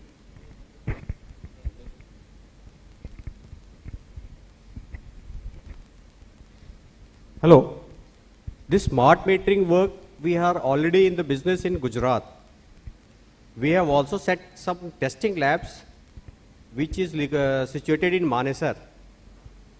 And all these activities are being worked parallelly with our power system, which we are currently running at Gujarat, and in some part of Delhi also we have also planned.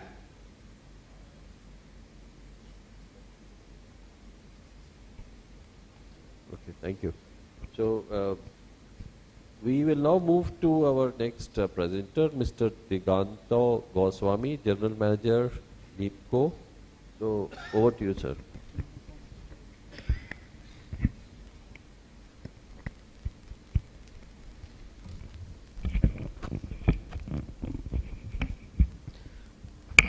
Good afternoon. So before I start my presentations, I think I must thank EMA to give us this platform, this E3, this Energize, Empower and East, just to facilitate us to interact and networking with each others, because it's not about the buyers, because without the sellers or without this business house, it's not possible for this growth of this electricity market. So the electricity market is transforming. It's from non-fossil to the clean energy. Government of India initiatives. It's a huge initiative, ambitious initiatives for this 500 gigawatt power by 2030 and total net zero emissions by 2070. So aligning with that ambitious target of Government of India, so NEEPCO has also taken up a lot of initiatives. We are taking up a lot of new projects. So I'll try to throw some lights on those, our new projects, new proposals as a business opportunity for both of us. And myself, Diganto Goswami, General Manager, Technical. I worked in different thermal projects, basically gas-based power plants, and also in some hydro plants. Right now I am in the office of the Director Technical in Guwahati, posted at Guwahati.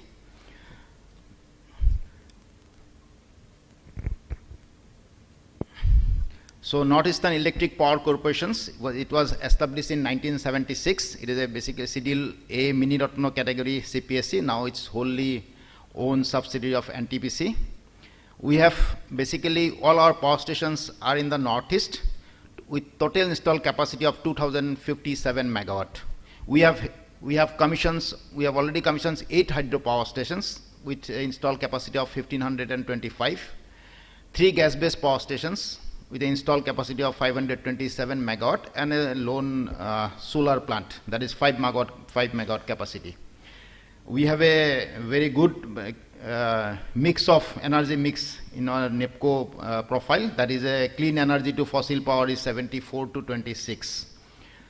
So we have total units is 38. We have 17 thermal units and 21 hydro units.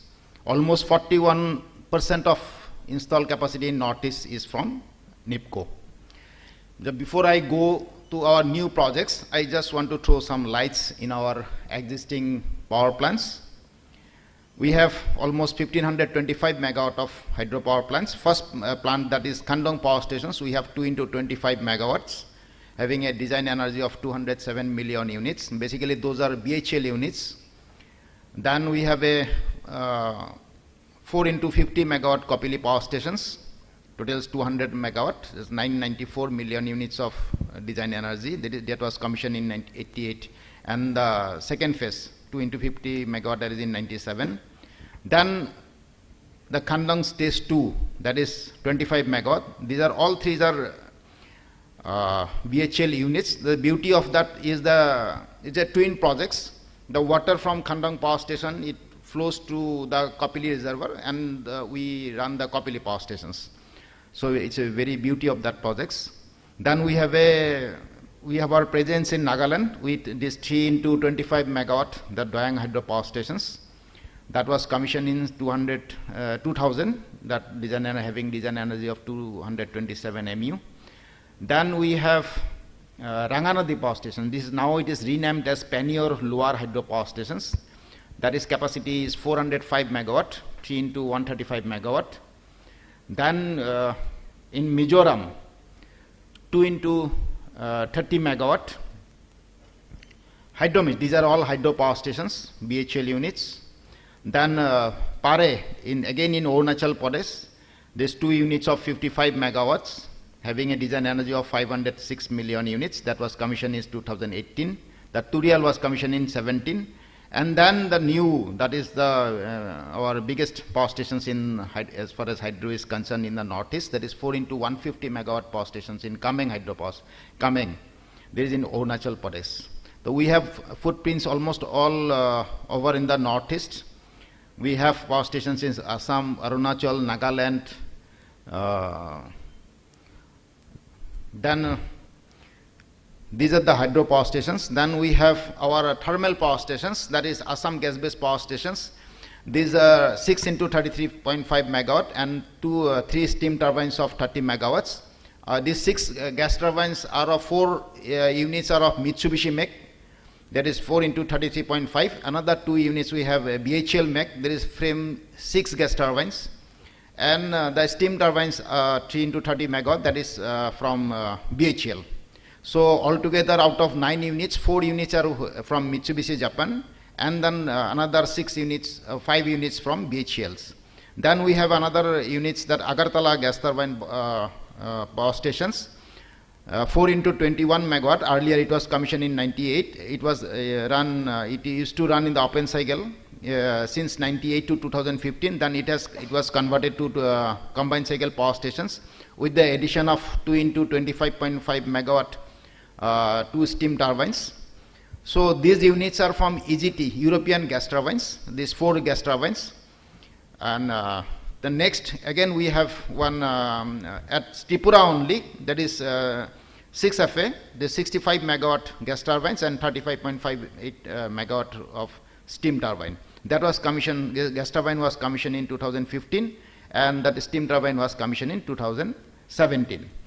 We had actually a lot of land there in this Monarchak plant, the power stations. That's 101 power station. Then we converted that land to, we installed one 5 megawatt solar power station there. So, and almost annual energy we get almost 8 MU. So, as far as these are our running power stations. almost 38 units are there, 8 hydro power stations and 3 thermal power stations, 1 solar power stations. These are basically percentage share of NEPCO beneficiaries. APDCL is almost 33%. Rest all the northeastern states, Haryana, Chhattisgarh, Uttar Pradesh, Goa, everybody is having its share from here. These are our business expansion plan for NEPCO. As I said, aligning with this ambitious target of transition of from fossil fuel to the clean energy. NEPCO is already signed this. We almost 3,166 megawatt project we have already signed in Arunachal Pradesh, 8 power plants, and 326 megawatt of that is in Meghalaya. And out of these 5 power stations, actually it is in the we are trying to develop in the fast pace. That is what is the basically maybe of interest for both of us to develop these projects, because these 5 projects, first 1, 2, 3, 4, 5, that we signed last in August 2023, and we all likely will hit the ground for at least 3 of the top 3 projects, Tato 1, Tato 2 and Hio.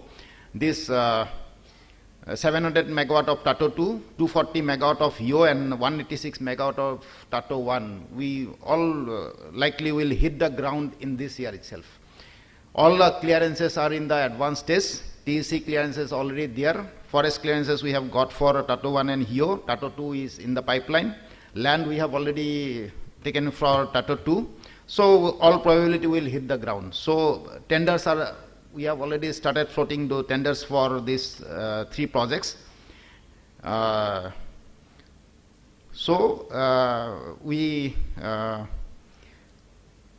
are dearth of contractors in the northeast.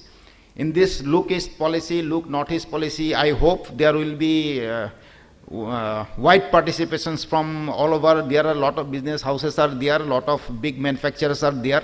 We request their participations in execution of all these projects. We really request all of you to visit Northeast, visit these projects, see at the ground level, so that you can also participate on this for execution of these projects. It will be almost a fast track projects. All projects are, our completion time is at 6 years, 7 years, 5 years, like that. So we need your support in you participate everywhere. And again, we are going for this pump storage projects also, 320 megawatt in Kapili. We in our existing plan, taking our reservoirs, both the reservoirs, lower reservoir and upper reservoirs, considering those 2 reservoirs, we are going ahead with 320 megawatt pump storage plants. Another some PFRs is under preparations for 3 PSP projects in the Mizoram. We are going ahead with the floating solar plant also, 40 megawatt floating solar at the Kapili power stations in the Kapili reservoirs. We are exploring lot of water bodies in Assam. Fisheries, we are in touch with the state state government for within fishery departments also. There are hectares of lands that fisheries are there. We are trying to explore those water bodies to install the floating solars also. We have already tendered for ground mounted solar, 300 megawatt ground mounted solar in all over India. Those are from the prospective bidders having land with them. It is a EPC package. So one, we are already successful, 300 megawatt ground mounted solar. That is tenders are under evaluation stage. Probably it will be in Rajasthan. So we are again will be floating the tenders for another 300 megawatt ground mounted solars. Those who are having land, they can come forward and participate in the bid and join us. So these are the Arunachal is basically the hub of the hydropower potential. All more than 50,000 megawatt potential is there in the northeast. We are trying to explore along with all of the other CPSs. We are the pioneer in the northeast in the setting up the power plants in the Arunachal projects. So more than 50,000 megawatt potential is there. We have already tapped so many of potential. Another maybe 3,166 megawatt we are going to install. And 2,600 we are going to almost, as I said, we are going to hit the ground within a very short time, just few months from now. So basically, all these projects will be in the Siang Basin, as you can see. These are a clustered. All these are very beauty of those projects in the same locations. All these 5 projects are there. So these are the locations where we are going to install those projects. These are some of the salient features of these projects. Tato 2, will be having 4 into 175 megawatt units. These are the different salient features. This is the Tato 1. We are going with 3 into 62 megawatt units. Hio, 3 into 80 megawatt. This is Neing, 4 into 250 megawatt, and the last one is the Hirong, 500 megawatt, because we are revising the DPR, so it's not yet finalized. So all those tenders will come up very shortly. So this is the almost more than 30,000 crores will be invested against these 8 projects in the Arunachal projects. This, as I said, we are going ahead with the ground-mounted solar PV projects. 300 megawatt we have already evaluated. The tenders are under evaluations. Another 300 megawatt we will be floating. So this is what all about NEPCO. And I shared with our business. We are already having, and we are going ahead with the projects. So thank you very much. Thank you very much, Mr. Diganto. Any questions for Mr. Diganto Goswami in the audience? No, not now. Okay. So, sir, thank you. Thank you. Maybe later. So we have now Mr. Saurabh Shah, Executive Director, Power Finance Corporation. Mr. Saurabh Shah is from the IPS, and he welcome Saurabh ji. Thank you, Vikram. So yeah, so the stage is all yours. We are delighted to have you today with us for this E3 conference in Kolkata. And yeah, so over to you. Please share your views and what is in store for the power sector. Thank you. So I just go to the scheme that I look after, Revamped Distribution Sector Scheme. As we all know, this is a successor scheme to the earlier Government of India scheme. I hope I'm audible. Thank you. Yes, sir, you are audible. And in many ways, this scheme has a lot of features that take from, how the previous schemes have been designed, what have been the successes. So while we continue, there are elements of continuity from the older scheme, like we continue with doing figure segregation, loss reduction. At the same time, the scheme also has a greater thrust on automation, on digitalization of utilities, and also a very great focus on administrative reforms. So I think that, I believe, is one of the most different, unique features about the scheme, because unlike ever before in the earlier schemes or avatars of central distribution schemes, we are going into data like never before. We are trying to understand the data, interpret. And what happens, when Government of India looks at data, we have a wealth of data coming from various states. We are able to share best practices from one state to another. So the entire objective is to make a distribution sector more transparent, more automatic in every manner, right from fixation of tariff to the payment to the contractor. We believe, all of them are part of the same value chain, and they should be seamlessly, working together with each other. So, briefly I'll go about the project. Around in the previous schemes like IPDS, Deen Dayal, Saubhagya, we had an outlay of 90,000 crores, and it had a very different objective. Obviously, the objective was more towards reaching every household, reaching every village. Now the objective is different because it's an aspirational country. Our per capita power requirement is still fairly low compared to the global average, just about 1/3, and we are quickly climbing up the numbers. The numbers are going up very quickly. The system needs to be ready. So while the interventions in generation and transmission are being done by states also, there are many independent power producers. There are other interventions also in this Genco and Transco space.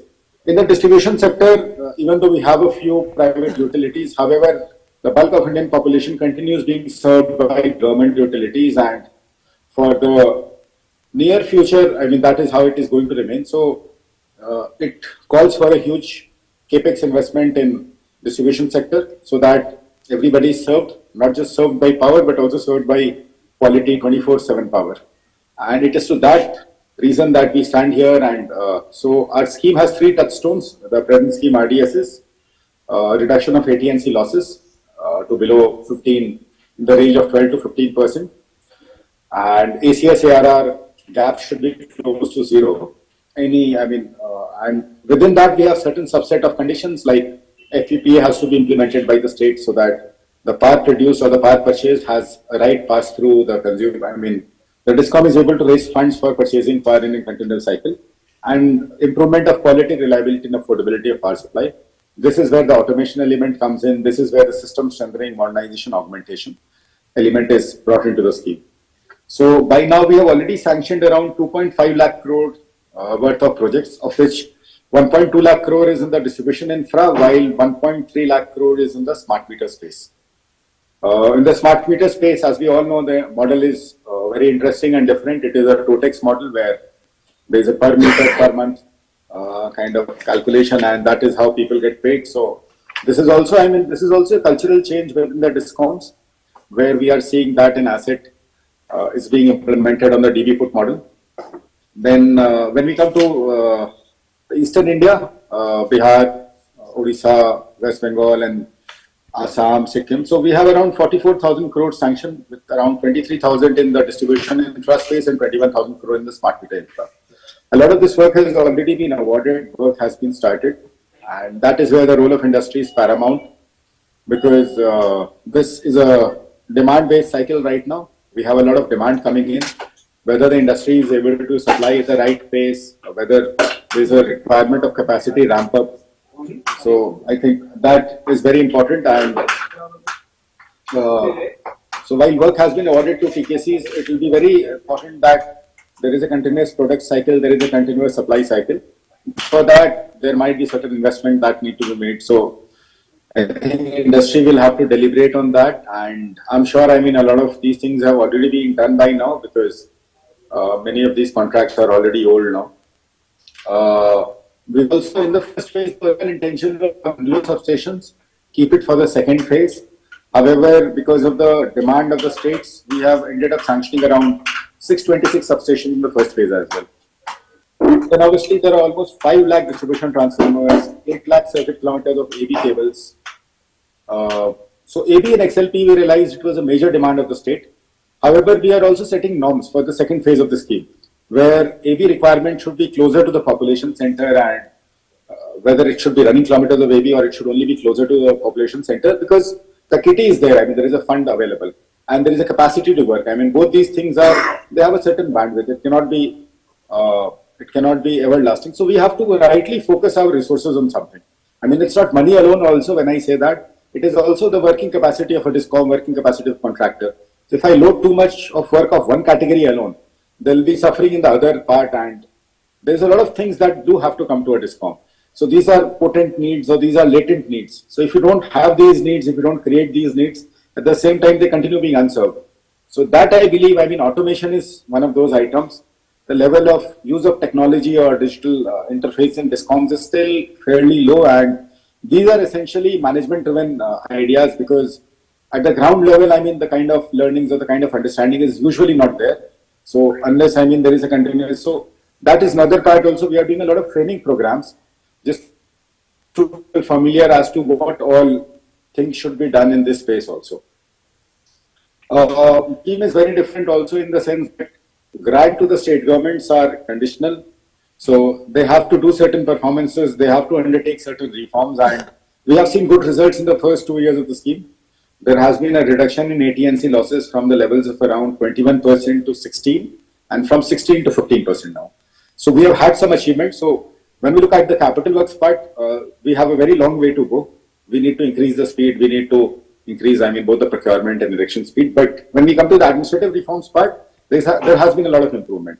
So we are able to get DISCOM's accounts in time, the quarterly accounts, the annual accounts. And all this, you might be wondering as to industry, how is that relevant? But I'll tell you, that is exactly relevant, because when paperwork is in time, people, the contracts are being honored, they are paid in time. So it's an entire value chain, and there's a lot of deadweight which happens when there is lack of transparency or where there is lack of proper paperwork. So things get delayed and there is a cost loading on the contract also.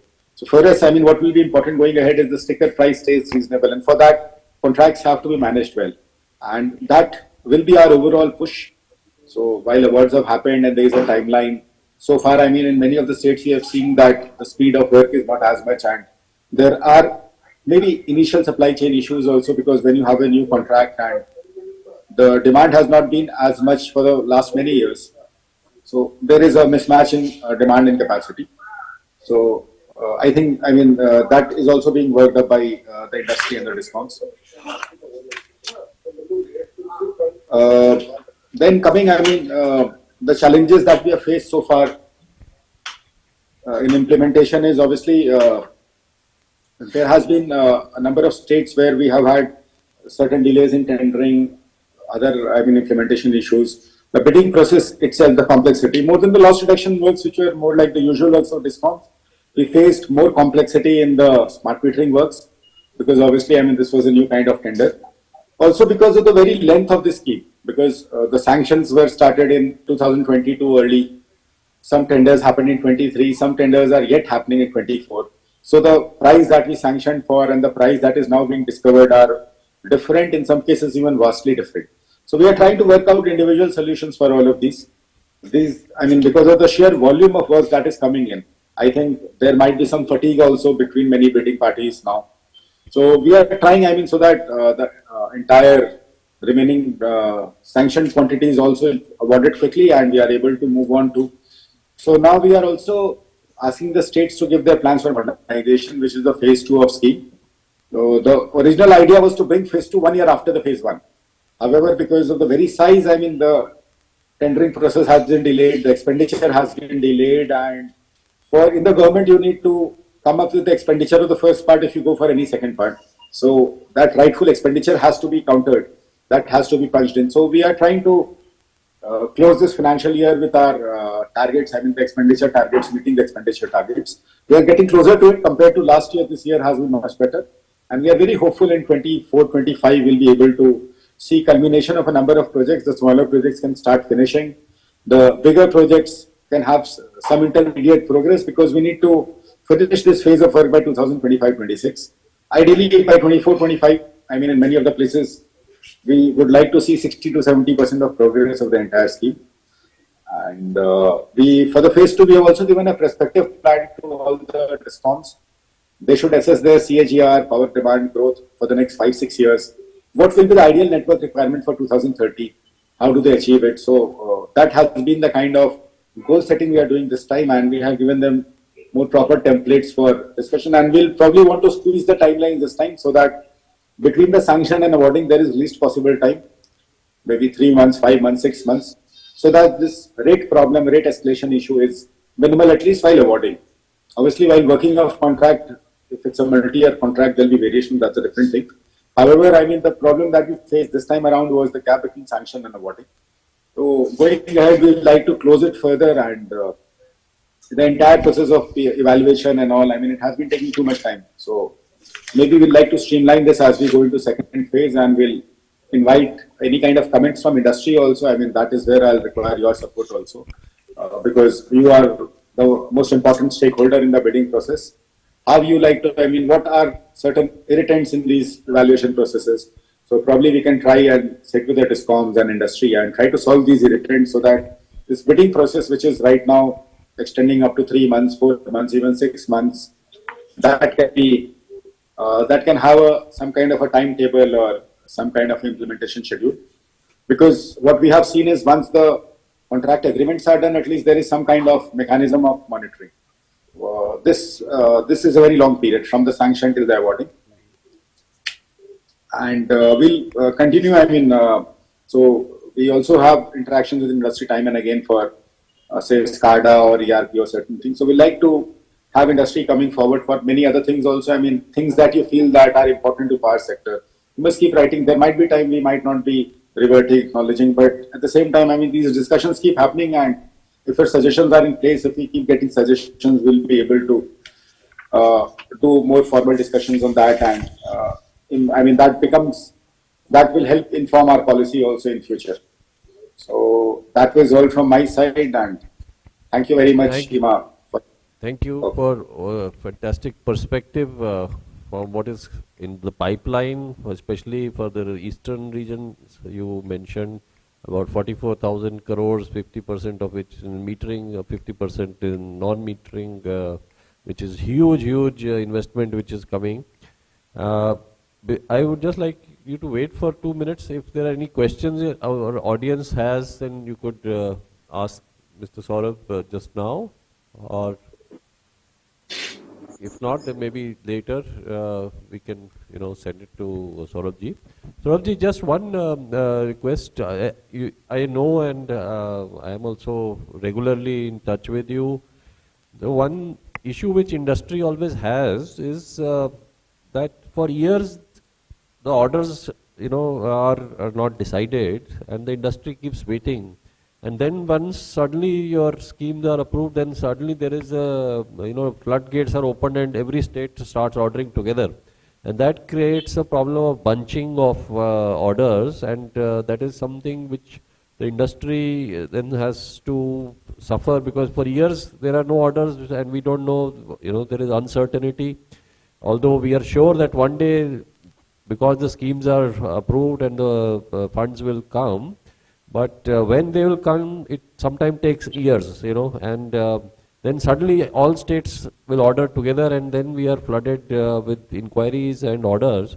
So if there can be a mechanism in which this can be made more in a uniform manner, then it will help both, the DISCOMs as well as the industry. So I don't expect you to have an answer now, but okay, that is a kind of feedback which I thought I should just let you know. Maybe not an answer, I have the same, there is a perspective at least available that what you are saying, I also feel, like any other industry, there is a lot of demand and supply cycle. Right now, we might be in the midst of a demand cycle. 2 years, 3 years down the line, if there is no central scheme coming up, it becomes a supply cycle. That the supplier is more interested in selling, there is limited demand. And part of the reason is because Government of India capex happens episodically rather than, happening the same quantum. If it is distributed over 5 years or 3 years, it makes more sense. However, when schemes are sanctioned, the entire country goes in one go. And state capex plans, they do not happen with the same periodicity. So maybe, that is for what you have said is right. Maybe Government of India and state governments need to come together and we can do some kind of phasing for the schemes, and the ordering can happen in different years. That is good for execution also, because you have idle capacity sometime and you have underused capacity for most of the time, and certain times you just don't have the capacity. And if you want to expand a lot, you end up expanding, but you don't have demand for that 3 years down the line. So it's a problem for you, it's a problem for us also. And since Government of India is the prime capex mover in this sector, so maybe we have to talk to states and discuss how this scheduling should be so that we don't end up ordering all at once. So thank you, I entirely agree with your perspective. Yeah, thank you. So as I see that there are no immediate questions from the audience, I would, say that thank you so much, and we'll get back to you. It's always a pleasure to have a conversation with you, Saurabh. Thank you once again.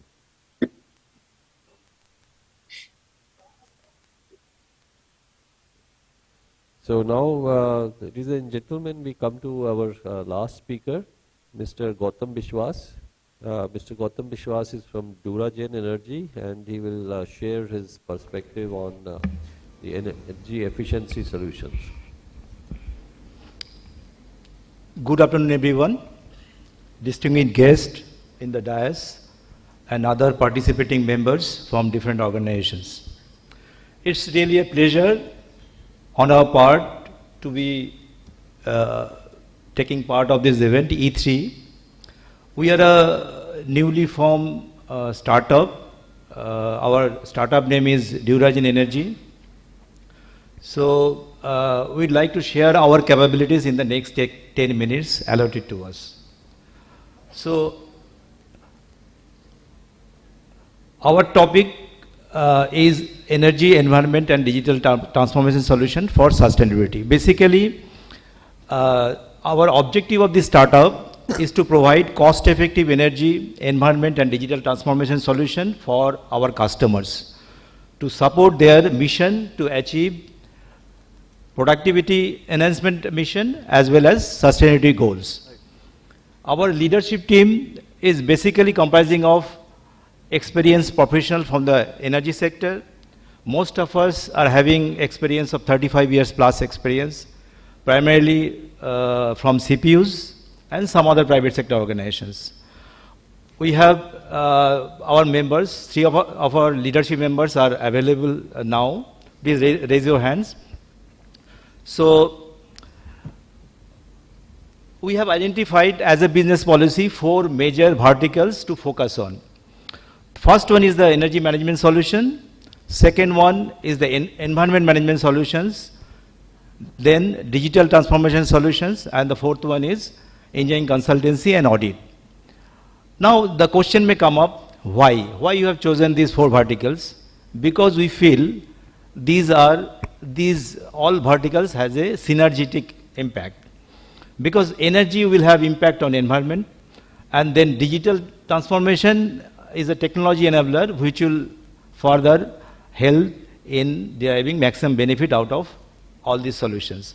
And consultancy and audit is nothing but our sharing our knowledge and expertise for the benefit of the industry. So under this energy management solution, we are going to offer energy audit services to identify the energy gap or the improvement areas for the industry. We also offer energy efficiency services, like for power plant, heat rate improvement services. For any other industry, it is the process efficiency services, energy efficiency services.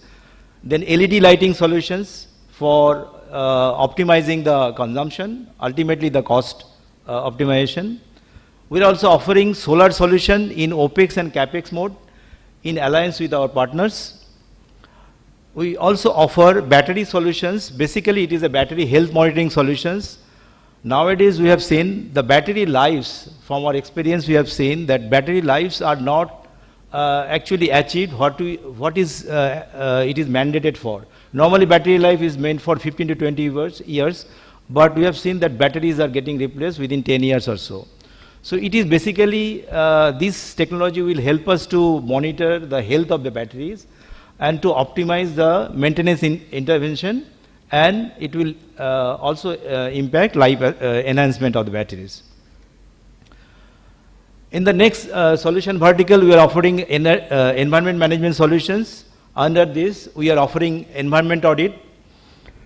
Again, we'll identify the gap and try to improve on the energy environmental compliance for the organization. We are also offering water conservation solution for the industry in alliance with some OEMs. Here, we'll do the water audit, and then we'll see the water balance diagram, and out of it, we'll identify the improvement area, ultimately to optimize the water intensity for that organization. Again, water is a scarce resource. If we can optimize the water use and water intensity, ultimately we can bring down the cost, as well as it will be an environment protection measure. We are also offering waste management solution. We are going to start with batteries recycling. And then we also have green building solutions. It is part of the smart city initiatives. Because in green building solutions, these energy efficiency measures will also be there. Water conservation, zero discharge facilities also will be there. Then air quality improvement can also be achieved. So all these measures will lead to green building certification for the that particular building. We are also trying to discuss with the various OEMs to really find out solution in emission control and water zero discharge solutions. So that will benefit, not only benefit the industry, as well as it will help us to protect environment. The third vertical is the digital transformation solution. Here we are going to offer enterprise asset management solution. This includes various modules like maintenance management solution, inventory management solution, asset lifecycle monitoring solutions. We are also having this IoT-based IoT and ML solution, which can be very well used for grid applications. This point was discussed in the morning session of this conference. So this technology can very well be utilized for those applications. We also offer human resource management solutions. This digital transformation solution has many modules like recruitment modules, like attendance module, leave management modules, performance management modules, many such modules. Industry can choose some of the modules as per the requirement. And this is a mobile app-based module, cloud-based. We have another solution, digital transformation solution in the form of EHS management solution.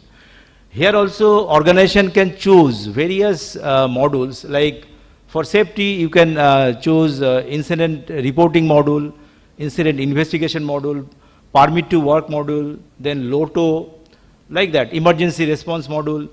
So mock drill, there are many such modules are there. It also has some AI application tools through which you can monitor these safety deviations, head count, mock drill head count. All these application can also be realized from this digital transformation module. Now, since we are going to support our consumer with this application module, we are also supporting them with this cyber security audit and support services, because see, with the advent of technology, cyber security is very much a hazard for us. So we want to give the comfort to our customers with this support so as to protect their digital assets. The fourth vertical is consultancy audit, because we have a huge pool of domain experts with us. We want to capitalize those expertise and really support the industry with audit support in the areas of technical audit, energy audit, environmental audit, safety and cyber security audits. So we also offer engineering consultancy for upgradation and optimization for process improvement. We have also automation experts with us so that we can optimize the process control system so as to get maximum benefit out of it. We also offer training and capacity building services in specific areas where we have our domain expertise. See, our actually all those solutions and services will be offered by us through a combination of domain expert. We'll leverage the expertise of our domain experts who are associated with us. And for the technology part, we have partnership with reputed organization for enterprise asset management solution, HRMS solution, EHS solution, cyber security also. We have a tie-up with cyber security service provider. For solar solutions, we have tie-up with two solar service provider. They install solar panel in your premises in OPEX mode as well as in CAPEX mode. So with that, you can very well avail this benefit for the benefit of optimization of energy cost. See, you have already seen most of our solutions are ultimately going to impact environment in the positive manner. So ultimately, all these initiatives are going to help either to reduce the use of coal, or it will help us to spread the use of renewable energy. So that is why we call it that all our solutions are supporting sustainability solutions. So that is why we are going to monitor our performance in respect of all these parameters, like energy efficiency project completed, number of energy efficiency project completed, renewable capacity added in terms of kilowatt, and reduction of carbon footprint in terms of TOE, and number of waste management project completed, tea plantation in terms of numbers, We are going to actually encourage, tie up with some NGOs to go for tea plantation in a massive scale, and number of water conservation projects. Gradually, we can expand this sustainability parameter more to cover the triple bottom line concept. Basically, digital solution will give us reliability and efficiency of the system. Ultimately, that will have impact on your bottom line in terms of financial aspect. And this environmental parameter will give us the bottom line in terms of environmental improvement. And the other aspect is the social. In the triple bottom line concept, we have three aspects.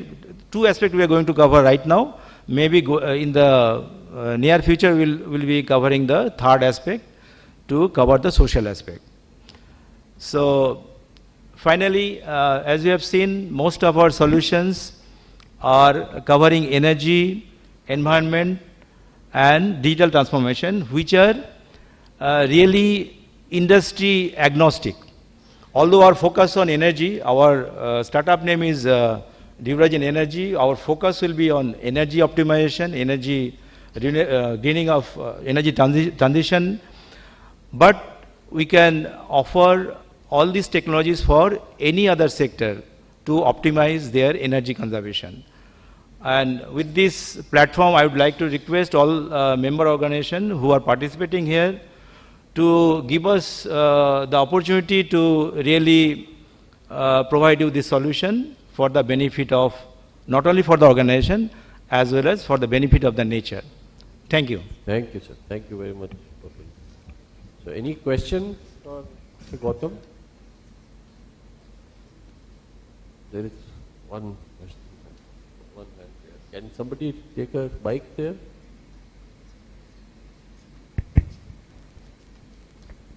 Yeah, good afternoon. My name is Pintu Chatterjee. I have a question to Mr. Biswas. Thank you for sharing the kind of solutions that you are providing to your customers for their sustainable journey. I saw that you are showing that how you are also giving a solution by which you will be able to possibly indicate your customers that what tons of equivalent carbon dioxide that possibly you are able to reduce in the environment. So what is the mechanism that you, by which you capture that how much of carbon dioxide emission you are able to reduce in the environment? Yeah, just if you can take an example for thermal power plant, for any optimization solution like heat rate optimization, if we can bring down the heat rate of an organization, ultimately what you are achieving, you are reducing the consumption of coal. So from the consumption of this quantum reduction in the consumption of coal per kilowatt hour of generation, that quantity can be converted into CO2 equivalent. There is a standard formula. You can Google it from the internet.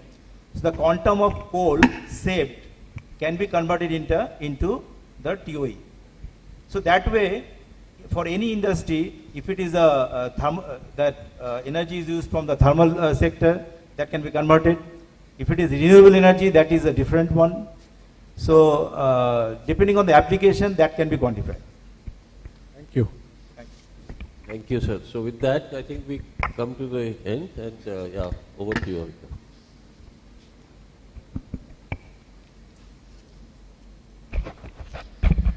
I would now request Mr. Vikram Gangotra, Vice President NEMA, to present the mementos to the speaker. Mr. Rudra Kumar Singh.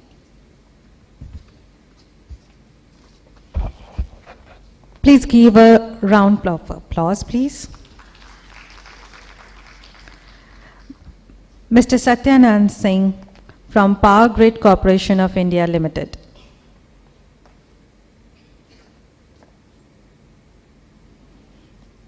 Mr. Satyanand Singh from Power Grid Corporation of India Limited.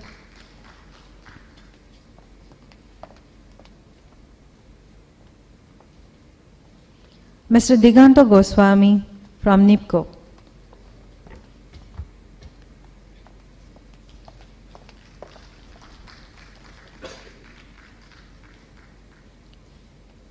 Mr. Gautam Biswa from Duragen Energy Private Limited.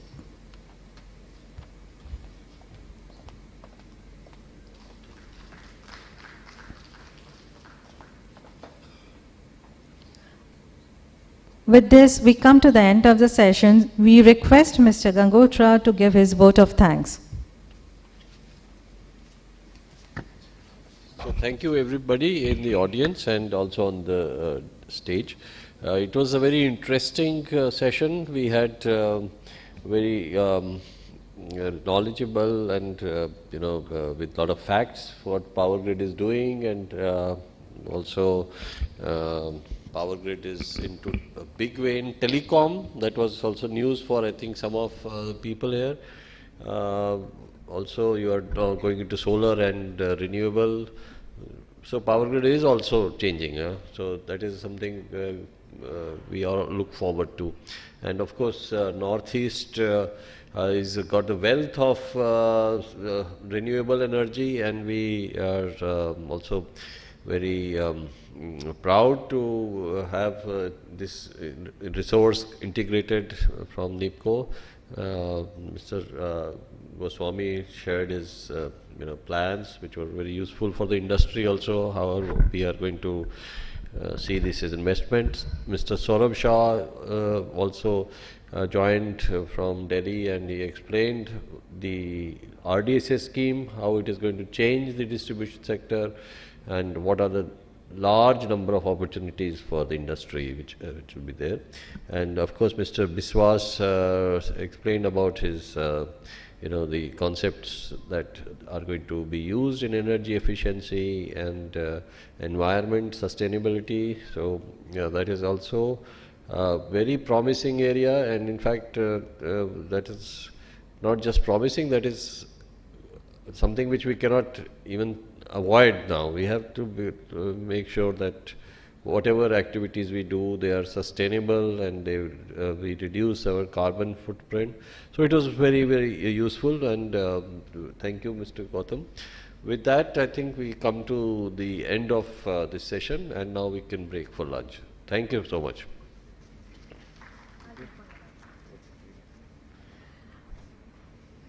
Thank you so much for your kind presence. Tomorrow we are going to start our next session, that will be with the Eastern Region and Northeastern Region utilities. Tomorrow the session will start at 10 a.m. Thank you so much. Kindly proceed for lunch, and we are going to start our buyer-seller meet in hall number 5 from 2 p.m. onwards. Thank you.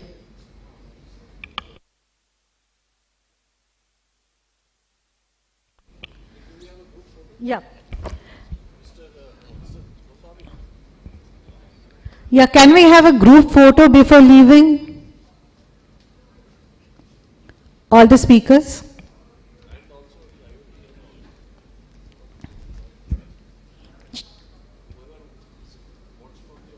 Vice Chairman, please join on stage for the group photo.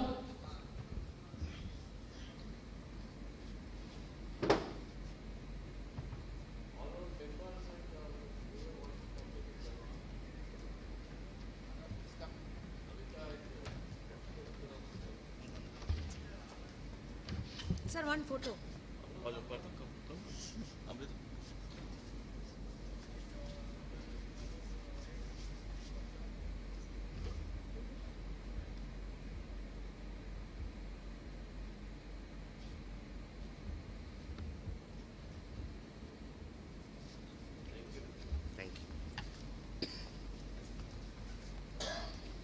Thank you, sir. Thank you.